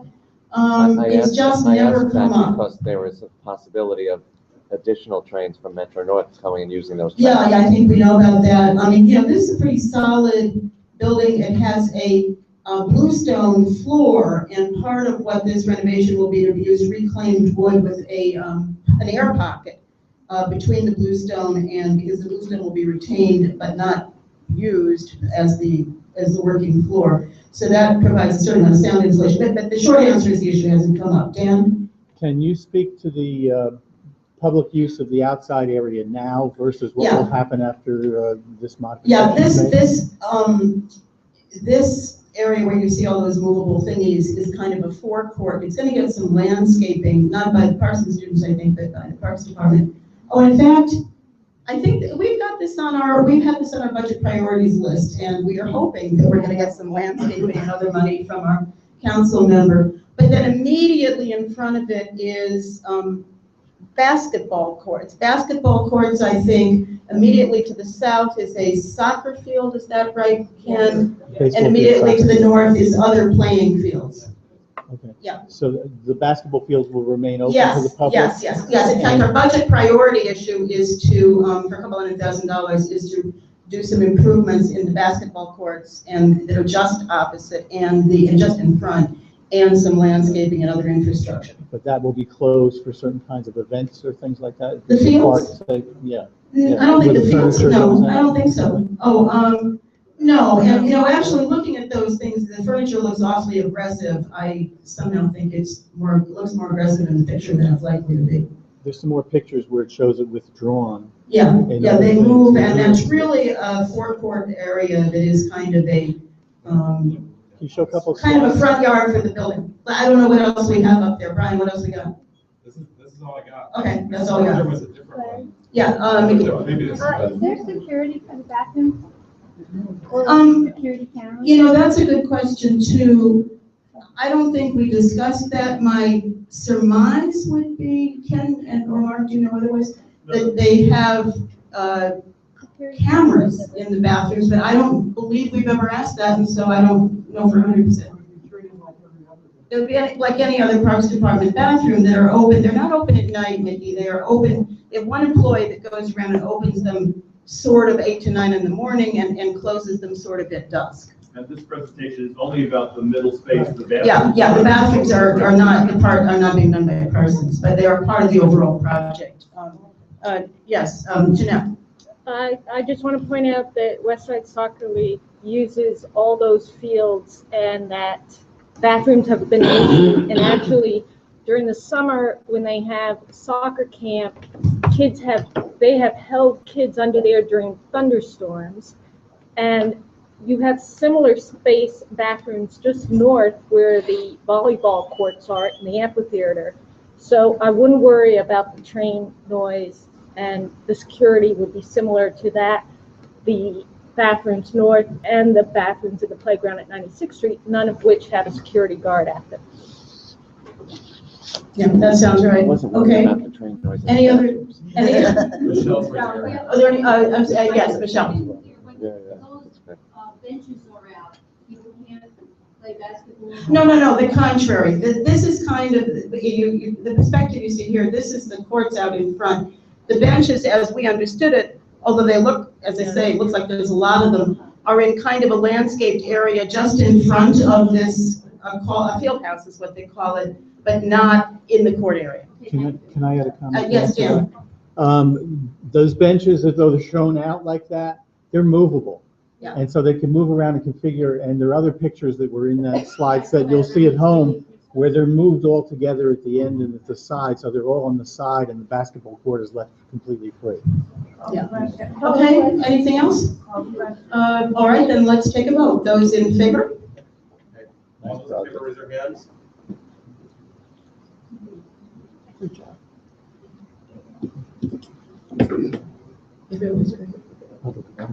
33, opposed?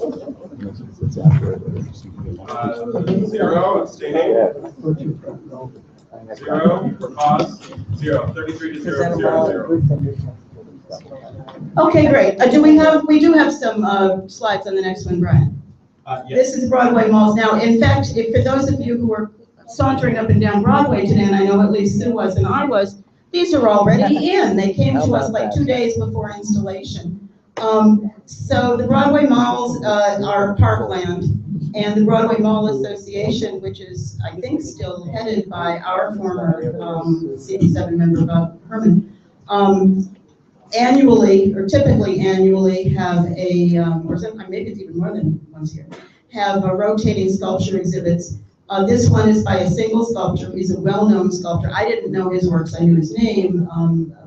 These are, you can see, they're non-representational works. They're made, I believe, out of metal entirely, or no, got some stained glass there. We've got something like 6 of them in our district, and then they go up further on the Broadway malls. Typically, these installations go all the way up to 167th or 8th Street. They are sponsored, paid for typically, as this one is, by the gallery that the artist has an affiliation with, so it's not any cost to the city. And there's some, again, you remember what the theme is? There's something like 7 or 5 or some theme to some of these. Oh, yeah, okay. Oh, right, haiku, right. Yeah, right. It's a little abstract. Anyway, but you know, you like him, you don't like him, it doesn't matter. The next year you got different ones. So, Proof that the north end of the district gets the short end of the so if there are no questions, then we'll take them in favor. All those in favor? Absolutely.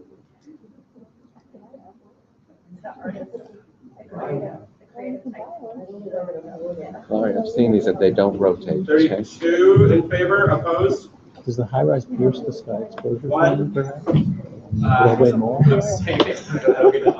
Abstaining. 0 for cause.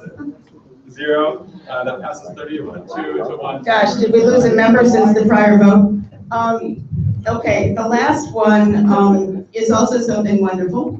And I hope all of you will go down from time to time to Riverside Park South, which is from 59th to 72nd Street along the river. So for the past 5 years, the Parks Department has had an arrangement with the Art Students League, where every year 7 students for 7 sites are selected to create works, they're site-specific, created for these sites in Riverside South. And when you say Art Students League, these are not kindergartners. I mean, these are serious adult artists who, many of whom have a long-standing relationship with the Art Students League. We have a great time each year having each of the 7 artists come and explain in a couple of minutes and show us what they have in mind with their piece. This year, most of them are non-representational. This is not ours, right? This is Gabby. Yeah, right. This is next committee. Okay. So anyway, the way to see these is not going to be on screen tonight. It's going to be to go down and enjoy the river, which is fabulous with cherry and crabapple trees right now. And if you don't like these, again, next year you get different ones. So, I think those designs will end up being able to put on the website eventually. We don't have it.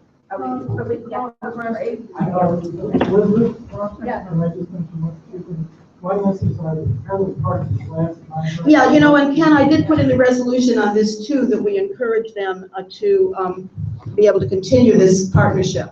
And the other thing is, one of the sculptures is representation. Oh, yes. And it has the faces of a number of different people, and one of those is a council member who represents the park. Yeah, that's the one that's got like 50 little, or small, relatively small, heads of known people, specific people. Yes, yes. Okay, let's take a vote.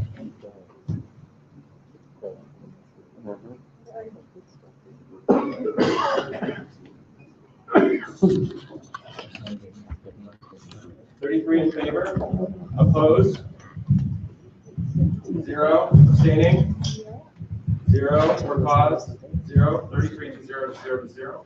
Just a note to prospective members of the Parks Committee, that meeting where those designs are presented is one of the funnest meetings of the year for the Parks Committee, and I would encourage you, it's too bad that the Parks Committee members who were not there, because it was a great meeting and the students come and they present the designs and it's really quite cool. So anyway, we're going to move on to presentation in just a minute. Can I just say one other thing? Penny, I just want to remind myself and you that because nobody from DPR is here tonight, I want to make sure that we bring it to their attention that these two resolutions about programs that are ending after 5 years, that we support, they're encouraging, we support their continuing, because that could make a difference. Okay.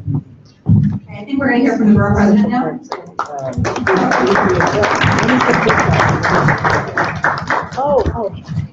Thank you very much, and I will be brief because I know you pretty well, and I am delighted and honored to be here. I'm mostly trying to go to the community boards because we have Tina, Louisa, and Christian. I know that you're all welcome to the community board. I want to congratulate you for being here. I'm here with Diana Howard, who you know, but also Deputy Mayor Aldrin Bonilla, wherever Aldrin is, who has been the one who has really worked the hardest to put together the community board process. We had a total of 722 applications that we met with personally around the 12 community boards. We had 300 vacancies. In 2015, this year, we had 90 new members. And of course, we're really lucky to have some 16 and 17-year-olds. I know that's not all adults don't like it. I'm aware of that. But we're very pleased, and we ended up putting young people on 6 of the 12 boards, and then the rest of them will be part of an official youth committee for the Borough of Manhattan. So it's a big deal for us to have made all of these appointments. And in the middle of June, you will be getting an invitation. You'll get it soon, but the middle of June, we'll have the community board get together at the American Museum of Natural History with about 400, 500 people, and your best friends. We also have up on our website now, thanks to Aldrin, the community board leadership development series on landmarks, on open data, on ethics, on budget, on anything you can think of that might help you do your job even better. So we look forward to your input.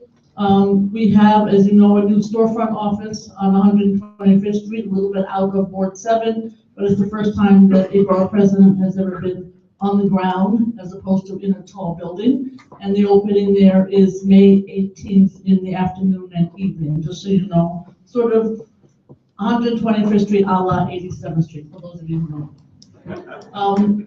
I wanted to say something special about the fire department. You know, this Saturday, to their credit, on May 2nd, they opened up many of the firehouses. Some of you may have gone. And we had 50 in Manhattan open, and we actually covered each and every one of them and brought a certificate to the captain or to the person in charge of that particular firehouse. I just think the fire department should be commended because the interest was phenomenal. And the fact is that they're trying to recruit more people of color and more women, but in general, people got to see the inside and learn the story. That was wonderful. We are working on a couple of things. I know that you're focused on mom and pop stores, and you have been for a while. And we are trying to get a report out, which is up on our website. You may know about it, trying to think of a way to unlock the logjam of the rent issue. And so we have some legislation that we're working with the chair of the business committee, small business committee in the city council, a little bit different than the bill that Ruth and I sponsored in 1980 and has been pending since 1980 in the city council. Second is we're really concerned, as you are, about the issue of the contextual zoning and the housing that could be built that would in fact undo some of the work that you've been doing over the years. And I was really pleased because almost all of the Manhattan elected officials city, state, and federal signed the letter, and it was much thanks to all the work that you've been doing. We're working hard also on urban agriculture, because so many of the schools and the community gardens have hydroponics or have gardens or have greenhouses. You can actually get for an entire school, one classroom, $50,000 can pay for a whole greenhouse of hydroponics now. Cornell University has developed it, so we're pushing the schools, might be something that you want to work on, to have hydroponics in the schools, because it obviously doubles as science. But you can do it not for $1 million, which is often the cheapest greenhouse or garden. So it's something that we want. And then of course we do support all the gardens in general, and we will be allocating funding to those schools who want to do it. I am not a supporter. There was a hearing the other day at the city council. All 5 borough presidents have come out. I know you don't agree with this. Against term limits for community boards. It's not a popular position always, but it is mine because of the need to have the kind of extension of land use and other expertise. So that was a topic that came up at the board, at the city council.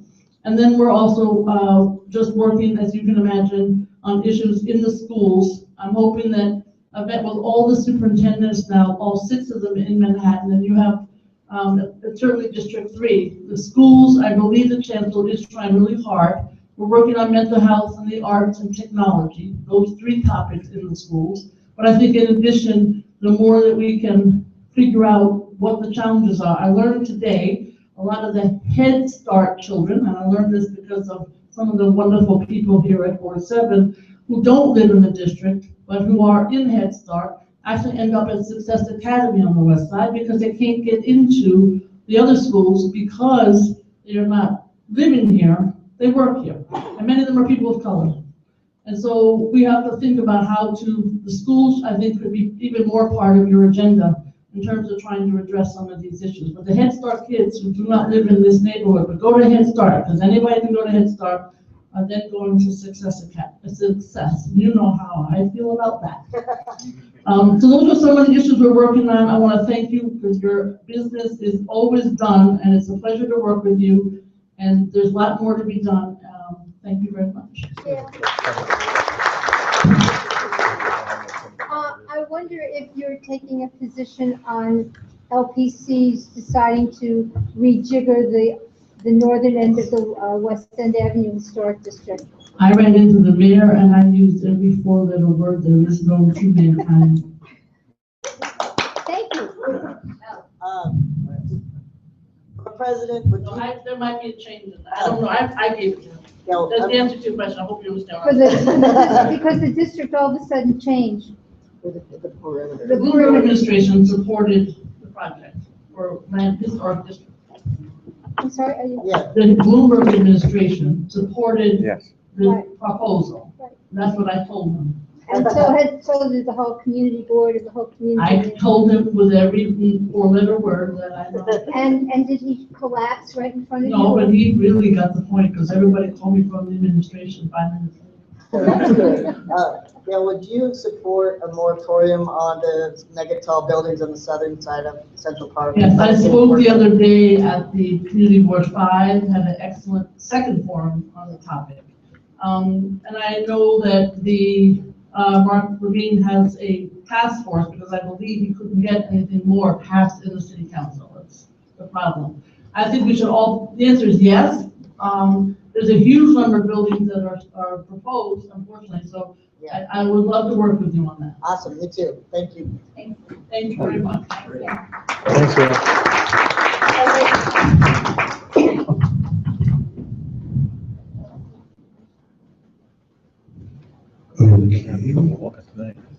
This is item number 10, Preservation Committee. The first application is 341 Columbus Avenue. It's an application for a new storefront. The picture is up on the screen. The white building on top is the existing storefront's designed within reach, which is closed. It's now designed out of reach. The new proposed storefront is for a retail establishment called the Peruvian Connection. It's not what it sounds like. It's a clothing store. It's not a front. Anyway, the pictures speak louder than words. The committee feels that the design is appropriate. The materials were nice. They're replacing the windows, nice wood windows. That green color on the screen looks a little bit lighter than it did when it was presented. And they moved the other item is they moved the entrance from the middle to the left side, the north side of the site. The committee felt unanimously that the design was appropriate in the district. All in favor? All in favor?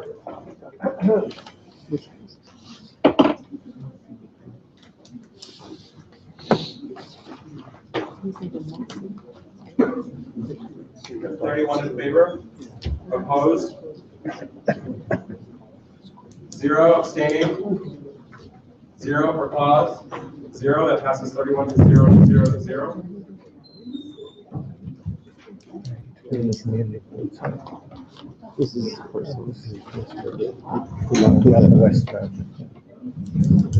Oh,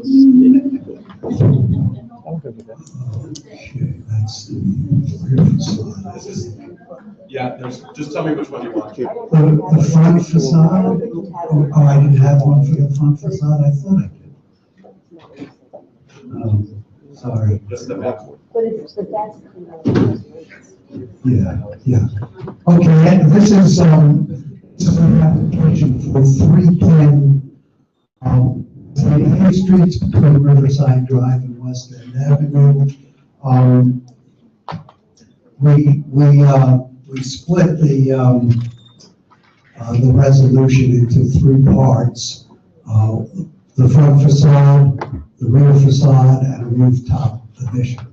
The front facade, very quickly, is actually a restoration, as the resolution described. All the windows and doors will be replaced with wood windows which match the existing windows. Transom windows will be restored. Front door will be replaced. One of the major elements that we particularly we're glad to see is they are restoring a front stoop that was actually removed in the 1940s. And will now be consistent with a row of 5 buildings that still have their stoops, and that's a good thing. So, since we divided into 3, do you want to take the votes as we do them? Okay. So the first vote will be to, the committee unanimously approve the restoration work on the front facade. And just to clarify, this is not. That's not the front facade. I apologize, I thought I selected a slide for the front facade, but I didn't. We trust you. All those in favor, raise your hand. That's not it. Second. That's not it. And 31 in favor, opposed? 0 abstaining, 0 for cause, 0, that passes 31 to 0 to 0 to 0.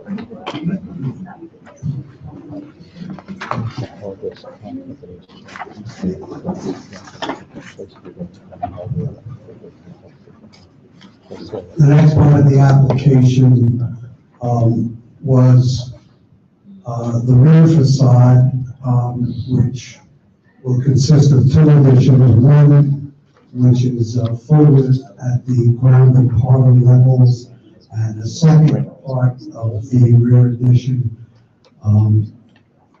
that will be set back for a small terrace on the 2nd floor, and the roof. Whoops. I guess the building just got demolished. Well, there's a lot of shadow. So this is not an application for new construction. Anyway, let me see if I can describe it. Yeah, no, I'm just reading the description.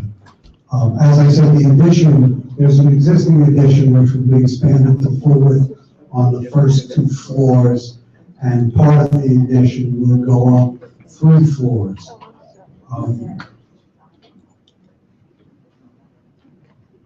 Guys want me to continue? I just think it's a check for. You can see by the printed resolution that this portion of the application was treated to the committee. There are other rear yard additions contiguous to the east and to the west of this rear yard addition, some of which are only 2 stories, whereas this was proposed 3 stories, and a couple of our members would have preferred that the addition to this building remain at 2 stories completely. At the time, you can see I added some language to the resolution, some information. Directly contiguous to this building and to the west is also a rear yard addition, and this proposed addition is a mirror image of that addition. And that addition, which is at 312 West 88th Street, in fact, was approved by the predecessor Parks and Preservation Committee in 2008 unanimously, by the full board unanimously, and obviously by landmark since it's now built. And the majority of us felt that the addition of one story did not render the rear yard addition inappropriate, and since it's a mirror image of the building directly to the west, it was appropriate to approve it. That's the proposal. Are there any MDL implications to it? I'm sorry? Are there any MDL implications to the addition? No, it's being. Well, like most of these projects, it's going to be one family. What's NDL? Multiple dwelling. It's a one family residence. Call the question. In favor? All those in favor, raise your hands.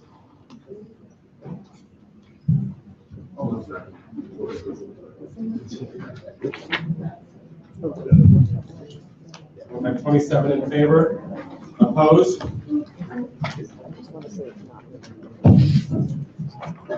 4 opposed, abstaining? 0 for cause? 0, that passes 27-4-0-0. And the final piece of this application is a rooftop addition. It's set back from the rear facade 3 or 4 feet. It's set back from the front facade almost 17 feet. Yeah. It's not visible anywhere from the street. The adjoining building has a rooftop and a rear yard addition. The front and rear common roof lines will be maintained.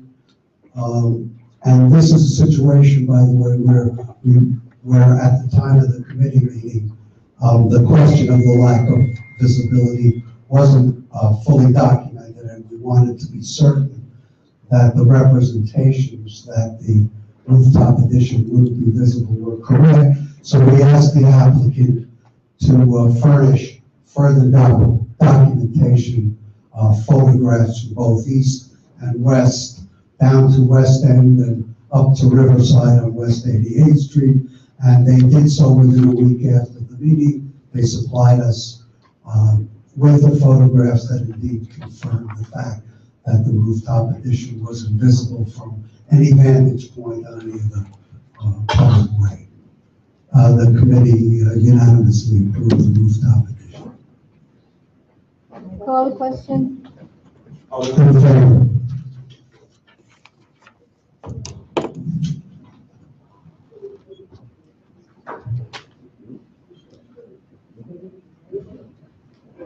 Thirty in favor, opposed?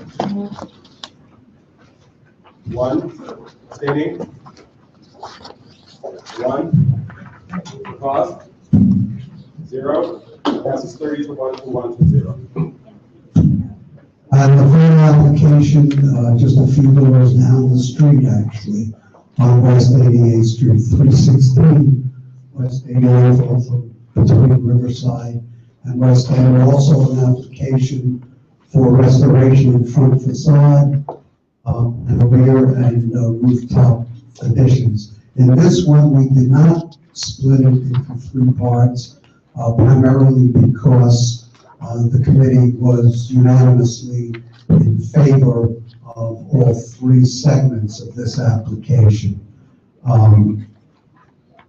As I said, the front facade, it's just basically everything being restored and repaired.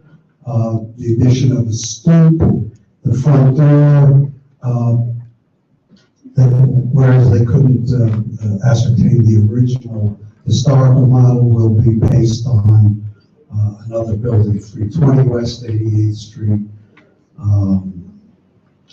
There's some grill work that's proposed for the front door, since the front door consists of two glass panels. The grill work is primarily for security. It was rather elaborate, and the committee indicated a preference for a simplified version of grill work if it was necessary for security reasons, which the applicant indicated they would consider.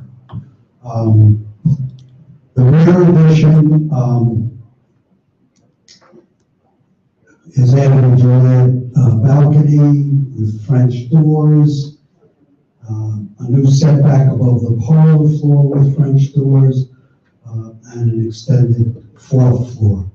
The rooftop addition, an existing small penthouse behind the mansard roof will be extended to within 3 feet from the rear facade with a railing installed, a bulkhead setback behind the railing, including a skylight to illuminate an interior stairway, and nothing, neither the rooftop nor the bulkhead nor any additional construction on the roof is visible from the public way.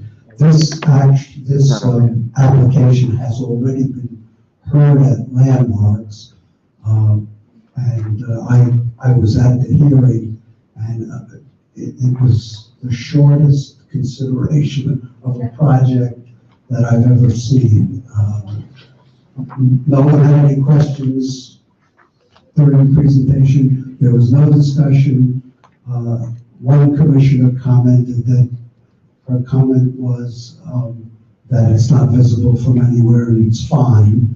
And the chair of the Landmarks Commission said she had no objection, and it was approved unanimously already by Landmarks, and it was approved unanimously by the committee as appropriate.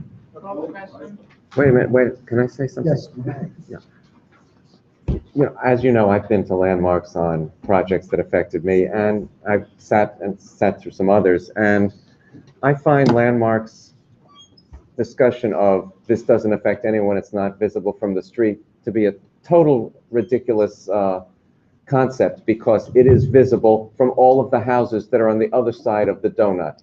Yeah, we don't disagree, Andrew. In fact, the whole concept of design within the donut really has evolved in the last few years. I mean, when we first started, at least when I first started on the committee, the only thing they ever talked about was street visibility from the street, and anything, it was kind of an anything goes philosophy, and that's really changed. So this, you know, so we now evaluate, and I think Landmarks does to a great extent too, to evaluate the appropriateness of the design, and recognizes that the preservation within the donut is important. So this just happened to be a very quick discussion, but it's, you know, it really is a modest proposal. And, you know, when we talk about visibility, we always talk about it from the public way. We always recognize that, you know, there are neighbors in the back, and that it's an important part of the design. Are you still making your recommendations for changes, or are you recommending? We unanimously approve the design. Call the question? Yeah. All those in favor, raise your hands.